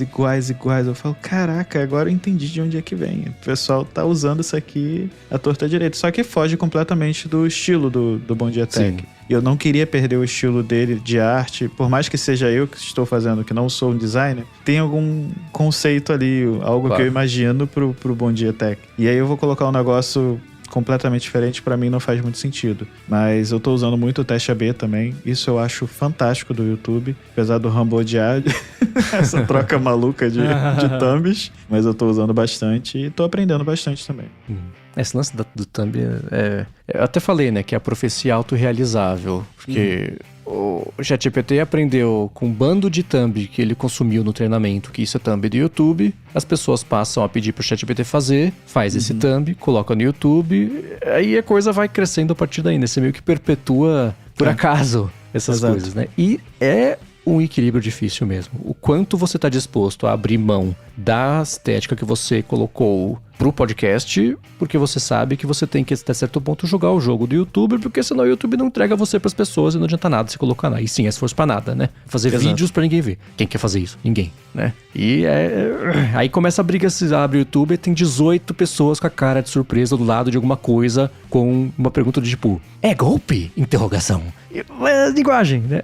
Isso é difícil. A verdade mesmo. Sobre não sei o quê. E a verdade tudo maiúsculo, assim. Isso aí, nossa, gente, mudem. Eu abro a minha home do YouTube e tem uns 50 vídeos, The Truth About não sei o quê. Tipo, gente, chega. Eu não quero saber a verdade de mais nada. Ou um círculo no parafuso escrito, genial. Mintam pra mim, eu não quero mais saber a verdade.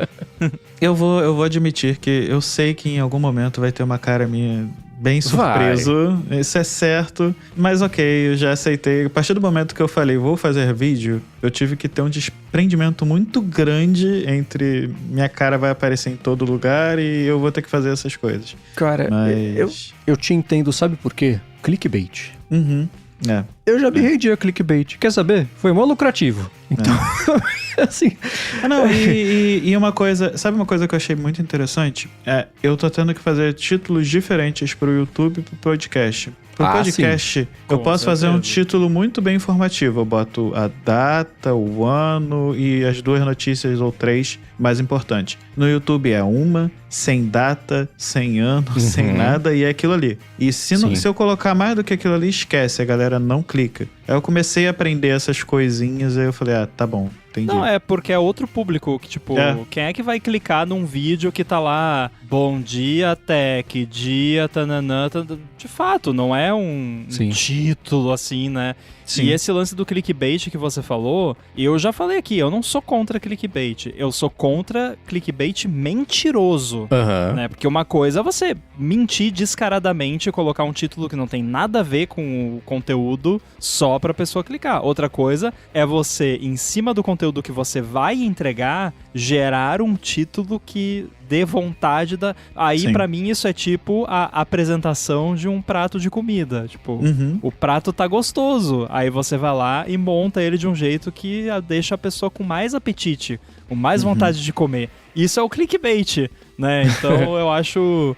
Ok, eu acho aceitável nesse caso. É o clicktaste, exatamente. Tem que ser taste bait, mas clicktaste soa melhor. Então, nada contra nesse sentido. Mas que os thumbnails são safados, são.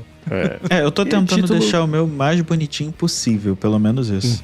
Sim. E título pra vídeo, sim. Título de podcast, quem se importa? Tá mais um noticiário que saía todo dia, agora a pessoa sabe exatamente o que ela vai encontrar. Tanto é que os títulos da Gigahertz são frases aleatórias. Então. Mas, sim, quem... Sim, decidir pelo título num podcast como o Bom Dia Tech, né? Você pode botar a senha do seu e-mail no título, ninguém vai ler. Seu e-mail não vai ser comprometido, porque não interessa, não importa o título. O que importa é as notícias que a pessoa vai consumir. No YouTube é outra coisa. Aí é porque você tá mais exposto a qualquer um dos vídeos ser a primeira vez que a pessoa vai ter contato com o que você está fazendo. Com o podcast é diferente, o caminho que a pessoa faz para chegar e para assinar é outro, né? Então isso é interessante mesmo, observar como é que você vai fazer para mercadar, para marketar o podcast sem perder a essência dele ser o podcast, mas ainda assim aproveitar o formato de vídeo para poder ele ser isso, né? Aí uma hora você vai ter que escolher se você é um podcast em vídeo que publica em áudio ou se você é um podcast de áudio que faz um vídeo. Eu espero que você tenha que resolver esse problema, né? Porque vai mostrar que cresceu, que deu certo. O YouTube, eu sinto que a gente tem muita chance de crescimento, né? E realmente no podcast, pelo menos hoje, não é que não tenha chance de crescimento, mas, por exemplo, para expor o podcast no YouTube em vídeo, é mais fácil do que um podcast hoje em dia, por exemplo. Então, por mais que o YouTube seja também um lugar extremamente saturado de vídeos, mas eu sinto que tem mais chances de você conseguir ter o assunto do momento, fazer coisas diferentes. Por exemplo, eu queria fazer review de produto. É muito mais fácil fazer em vídeo do que você fazer em áudio. Ah, sim. Então, tanto que os reviews que eu fiz do Kindle e de uma das Alexandras que me mandaram uma vez lá atrás, olha só, foi em vídeo. E foi um vídeo super legal que eu fiz. E agora, de novo, eu quero trazer mais reviews para podcasts. Então são coisas que eu acho que eu tenho mais chances de crescer como conteúdo, não só como podcast em si. Então por isso também que era algo que eu queria trazer para o Bom Dia. Eu tenho que admitir que fiquei com medo, né? Porque já tem um bom tempo que eu tô nesse formatinho, né? Já 2 anos e meio. Fiquei com medo de afastar o público. Mas até agora a galera tá curtindo, tá elogiando. Já vi gente nova comentando, inclusive, que é um bom sinal. Pessoas que eu não conhecia, porque tem sempre a galera ali que comenta, que segue o Bom Dia Tech, que ajuda pra caramba, mas agora eu vejo uma galerinha nova também comentando, então isso tá sendo bem legal. Isso é a parte mais legal, né? Você chega num público que não chegaria de outra forma. E é um público totalmente diferente, porque quem escuta podcast da forma tradicional é um público muito específico. Já um público de YouTube é muito mais amplo. Existe o ponto de que quando você começa a sair da bolha das pessoas que te conhecem, você também começa a chegar a mais idiotas. Então, a partir do momento que você fura a bolha do costume, começa a chegar uns nossos egos que estão na internet só pra atazanar. Por outro lado, se isso passar a acontecer, quer dizer que você furou a bolha, então é boa notícia, mas tem se prepare aqui nessa mensagem, sabe? Com o agravante que não é só áudio, é vídeo. E tem uma coisa com vídeo, eu não gosto de aparecer em vídeo, porque sempre tem um creep. Assim, é bizarro. As pessoas se sentem à vontade pra falar coisas absurdas. E não, às vezes não é nem só sobre aparência, mas enfim, é horrível. Eu odeio aparecer em vídeo. Aqui é diferente, que é só aqui o podcast é outra vibe. Mas assim, pra aparecer mesmo em vídeo, assim, principalmente se for num canal com mais projeção, eu penso 1000 vezes antes de fazer qualquer participação em vídeo, assim, porque já tive umas experiências bem desagradáveis. Foi assim que eu ouvi que reclamaram, na verdade, do meu 12. Eu acho mó legal o seu 12, já falei. Mas todo carioca fala 12. Foi um dos motivos que eu olhei e falei, tá bom, será que eu quero isso? Na época eu não queria. Aí hoje eu falei, quer saber, 2 anos e meio depois, quase 3, já tá... É um projeto maduro suficiente pra eu tentar mudar um pouquinho e fazer algo novo. Porque eu também já tava fazendo isso todo dia, então eu falei, cara, vou me arriscar um pouquinho. E, enfim, até agora tá sendo legal, tá sendo bem divertido. Como eu amo sotaques, e quando eu comento sobre algum sotaque, eu nunca estou sendo negativo, eu sempre assumo o melhor quando alguém fala alguma coisa de sotaque. Eu penso, a pessoa só achou curioso, sei lá. Eu imagino que a pessoa é que nem eu. Infelizmente, não é o caso. Mas se a pessoa só falou, ué, você fala 12? Ou por que você fala 12? Eu não levaria necessariamente como um deboche, nada. Talvez é só porque a pessoa achou curioso mesmo. Inclusive, já se a pessoa falou, nossa, que horrível, você fala 12, aí não deixa muita dúvida. Inclusive, vou aproveitar para agradecer o Mate e a Mari, que estão dando várias ideias aqui nos comentários. Eu tô aqui falando e eu tô anotando, tá, gente? Pode deixar. Obrigado. Depois manda a comissão pra eles. Vou até anotar mais coisas aqui.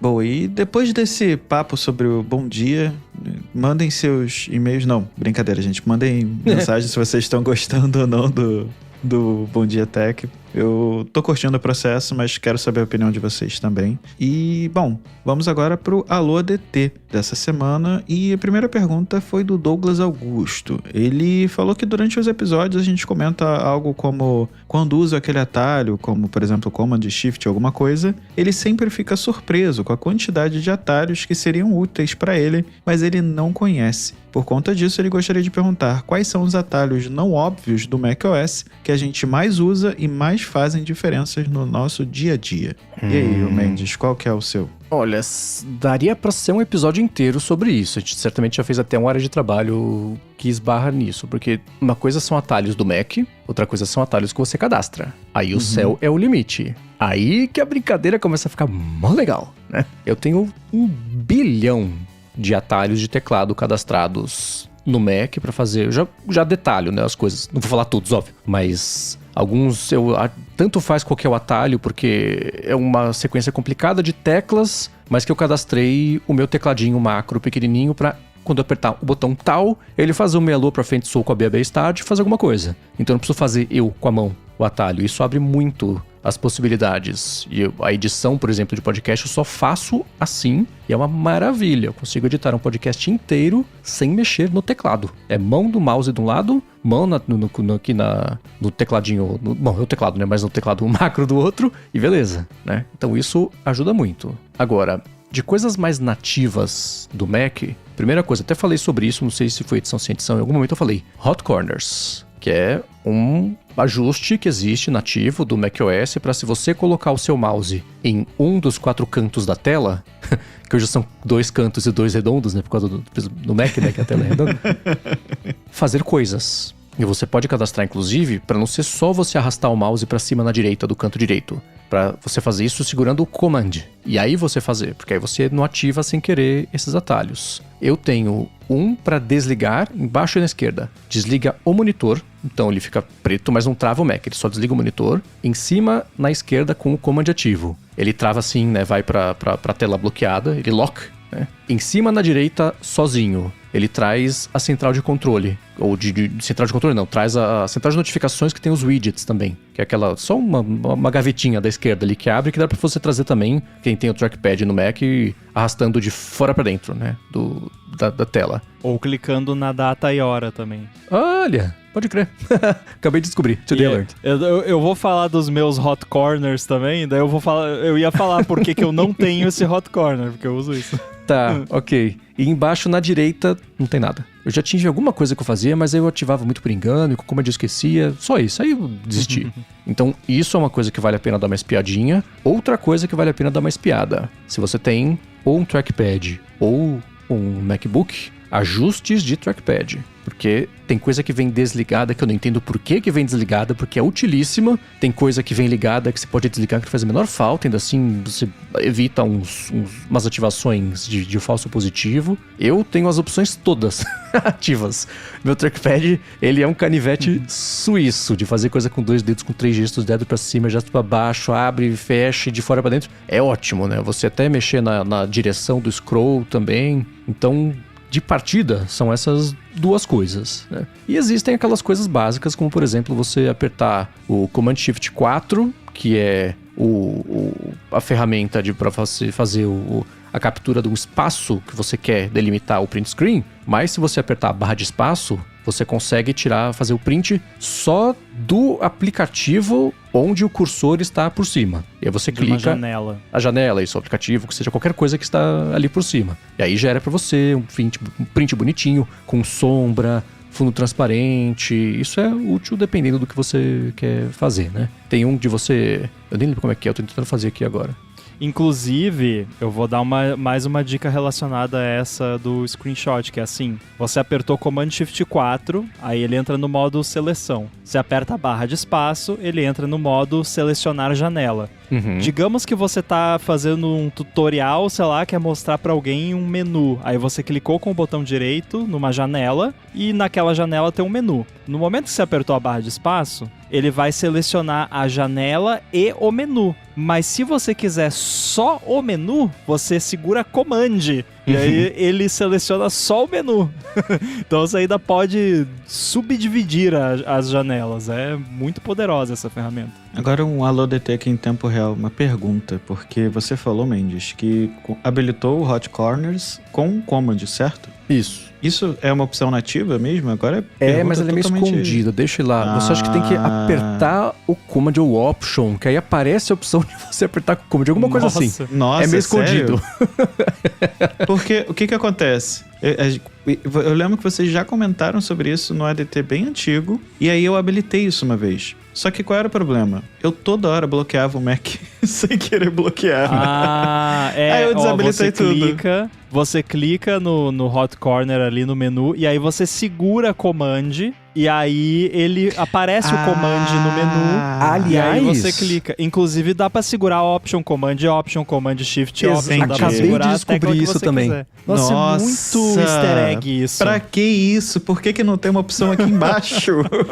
Olha, eu achei elegante. É escondido, mas é elegante. Dá, inclusive, pra você fazer atalhos que seja Shift, Command, Ctrl, Option. Que legal. Não, e o mais legal, você pode ter uma ação se você estiver segurando o Command, e se não estiver segurando ou Command, Shift, enfim. Então, Hot Corners, gente, usem. Aí, pra quem que tiver curiosidade, eu tenho aqui no canto superior esquerdo o screensaver, que tá aí também bloqueia a tela. No canto superior direito é o desktop, né, que daí as janelas voam pros cantinhos. No canto inferior direito é o Mission Control e no canto inferior esquerdo é o Mission Control só do app atual. E eu uso direto, uso todos os dias, várias vezes, todos os cantos. Eu acabei de habilitar aqui, porque eu tinha desabilitado, como eu falei, por trauma. Eu habilitei o Command de bloquear a tela no canto superior esquerdo. No inferior eu coloquei o monitor em repouso com o Command.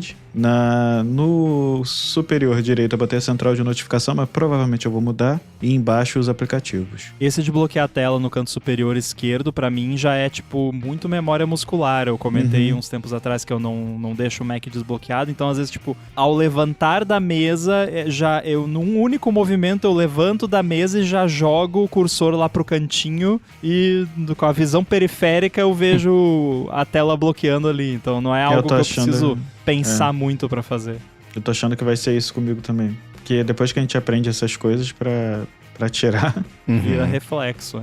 E também, isso eu ia comentar, demora um pouquinho pra gente pegar o hábito de lembrar que esse é o canto que faz isso, de usar o canto. Porque se é uma coisa que você faz 30 vezes por dia, você vai cadastrar o Hot Corner, você não vai usar. Você vai seguir fazendo 30 vezes por dia do jeito que você tá acostumado a fazer 30 vezes por dia há X anos. Então tem que ir... Eu faço 30 vezes por dia há mais de 10 anos, esse negócio do Hot Corners, porque eu acho que desde o meu primeiro Mac eu sempre usei isso aí.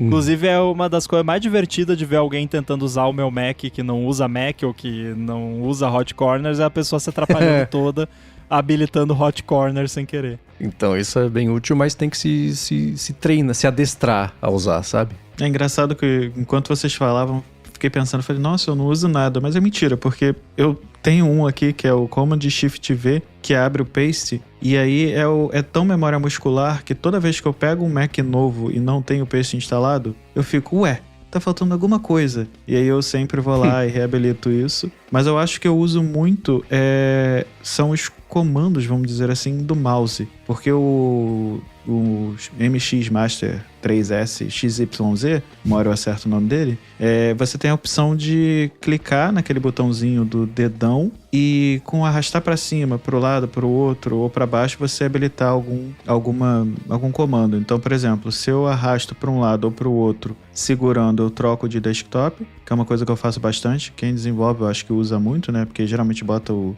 Chrome num lugar, o Safari, o Xcode em outro, então eu uso bastante. Eu sou uma exceção, eu sou a pessoa que não usa Spaces. Nunca Caramba. pegou pra mim.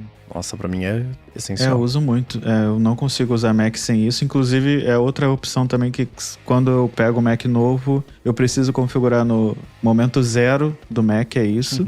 Pra cima, eu ativo a Mission Control. Eu tive que fazer porque é tão automático que eu esqueço. E pra baixo, eu coloco o app em foco, né? Pra ver a desktop, porque às vezes eu quero clicar no desktop, eu tenho essa opção. E eu usava muito também o trackpad. O trackpad para arrastar, que é você com 3 dedos, que você clica numa janela e consegue arrastar. Esse era outro comando que eu usava bastante, mas como eu não tenho usado mais trackpad, eu acabei perdendo um pouco esse costume. Mas toda vez que eu pego um MacBook novo, é a primeira coisa que eu habilito. Você tem que ir lá em acessibilidade, 3 dedos e habilitar essa função de arrastar a janela. É outra coisa também que eu não sei porque a Apple esconde, mas é algo que eu sempre habilito com o MacBook. Esse é um que eu não consegui também me acostumar. Eu uso o trackpad com a configuração relativamente padrão. E, inclusive eu sou um click-to-click person, não um tap-to-click person. Ah, né? caramba.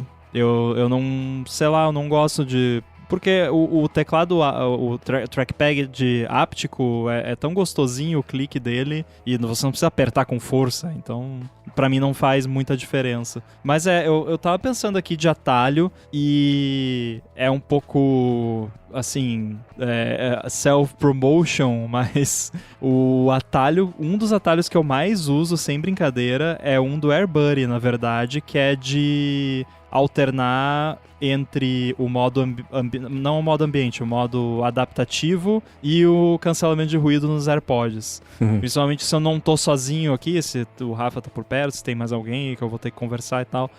porque se eu tô sentado no Mac, é muito mais fácil eu apertar Ctrl Shift K, que é o... Não me perguntem por que é Ctrl Shift K. Há anos eu uso isso e é esse o atalho que eu uso lá no AirBuddy, mas no AirBuddy você configura o atalho que você quiser. E aí eu aperto ali e já troca entre um e outro. Porque se eu já tô com a mão no teclado, é muito mais rápido fazer isso do que levantar a pata até a orelha, feito um animal, segurar, ou então ficar clicando em 1000 menus até achar. Então isso pra mim é essencial.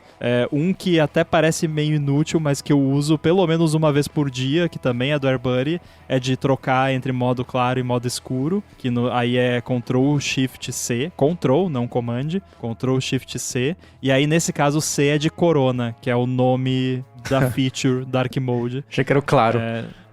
Tem outros do AirBuddy também, mas esses são os que eu mais uso. Agora, sem ser do AirBuddy, tem também um que eu já falei 1000 vezes aqui, que é o Ctrl Shift interrogação, que é para abrir o menu Help do app com o campo de busca habilitado, porque daí você pode buscar dentro dos menus do app, que aí se você não lembra um comando, você usa esse e procura o que você quer.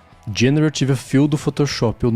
Se a minha vida depender de achar esse diacho no menu, esquece. Eu posso ter acabado de usar. Eu não consigo achar de novo. Sim, pra mim o Generative Fill ele mora dentro da pesquisa do Help do Photoshop. Tem vários do Xcode também, que eu nunca me lembro onde é que fica. Do Audition, às vezes eu esqueço também. É muito prático. E aí, como tem isso aí, também você não precisa ficar decorando onde fica as coisas. É só usar a busca e tá resolvido. Digita 2, 3 letras e já encontra ali. Eu lembro quando eu aprendi esse aí, foi uma salvação, porque é muito útil mesmo. E aí, de pronto, assim, eu não... eu tenho um que, na verdade, esse é um anti-atalho. Mas eu não sei vocês, mas eu raramente imprimo coisas no meu Mac. De imprimir numa impressora. Né? Eu só sei que você pode PDF. usar também... pode usar o painel de impressão para gerar PDF, se bem que a maioria dos apps já tem uma opção específica de exportar PDF, tipo Safari já tem, editores de texto já tem, então assim, raramente eu preciso abrir aquele painel de impressão, raramente o suficiente para não fazer o menor sentido ter um atalho para isso. E em muitos apps, quer dizer, em todos os apps, o padrão é Command P. É um atalho muito, como é que se diz? Bom, com desejável. potencial. Tem muitas utilidades. E tem um agravante que, assim, o Xcode tem várias coisas que tem P no atalho. E, por exemplo, para dar refresh no preview, é Option Command P. E aí, eu vivia, sei lá, não apertei o Option direito, esbarrei sem querer ali, apertei Command P, e aí o pior de tudo é que ele dá uma travada enquanto tá carregando o painel de... Então, tipo, e geralmente quando você tá apertando Option Command P, é que você tá no meio do negócio ali, você quer que o preview atualize rápido, e aí o negócio dá uma travada e dá uma raiva. Aí o que eu fiz foi, eu fui lá nos ajustes do Mac, e aí tem uma parte lá de App Shortcuts, não confundir com o Shortcuts, o aplicativo, é App Shortcuts, que aí você pode cadastrar atalhos, e aí você digita o nome do menu exatamente como ele aparece dentro do app, e aí eu fui lá e coloquei Print, e coloquei Command, Option, Control, Function, Shift, P.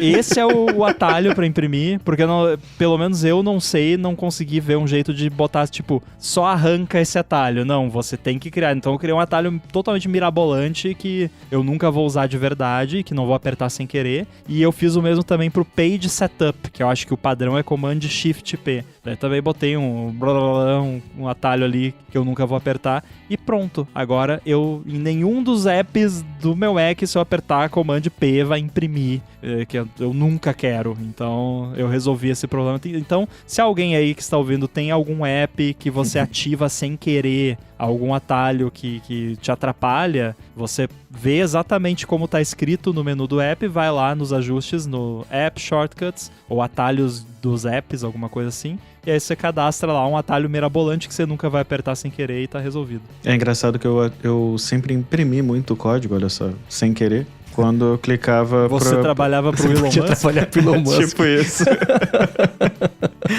Porque eu clicava em Command Shift O para abrir uma classe dentro do Xcode e clicava geralmente com eu P. também fiz muito isso. E aí, sim. Torto, volta e meia eu tô lá imprimindo um código sem querer. Boa. Muito obrigado, pessoal, a todo mundo que mandou perguntas aqui pro ADT. Continue mandando suas perguntas e dúvidas lá pro gigahertz.fm/feedback. Gostaria de agradecer também aos mais detêncios que vão toda semana lá em gigahertz.fm/apoio e apoiam aqui o trabalho da Gigahertz. E, inclusive, uma das vantagens é ver a edição desse episódio sem edição, ver os nossos tropeços, as nossas conversas extras, que nem sempre vão ao ar. E gostaria também de agradecer ao Edu, que nos deixa um pouquinho mais inteligentes toda semana, tira nossos tropeços, nossos erros, principalmente os meus essa semana que eu caprichei. E para falar com vocês, como é que faz? MVC Mendes, apresento por aqui o Área de Trabalho e também o A Fonte, apresento para Luriá Sob o Controle e os textos estão no 95Mac. E eu tô lá no mastodon.social, /inside, e também apresento o Alamundo aqui na Gigahertz. Inclusive, se você quiser saber das comidas que tem na WWDC, e bebidas. Escute o episódio mais recente. Comidas, bebidas, Coca Diet, que foi com o Maurício Cardoso que tava lá, que foi homenageado, apareceu no telão lá da Apple e tava bem divertido. E ele conta tudo sobre como foi a viagem dele pra lá. Ficou bom o episódio. Boa. Pra falar comigo é só ir no @Arthur_Divigir no Instagram ou no Threads e às terças e quintas lá no Bom Dia Tech. Tudo dito e posto, a gente volta semana que vem. Até. Falou. Valeu.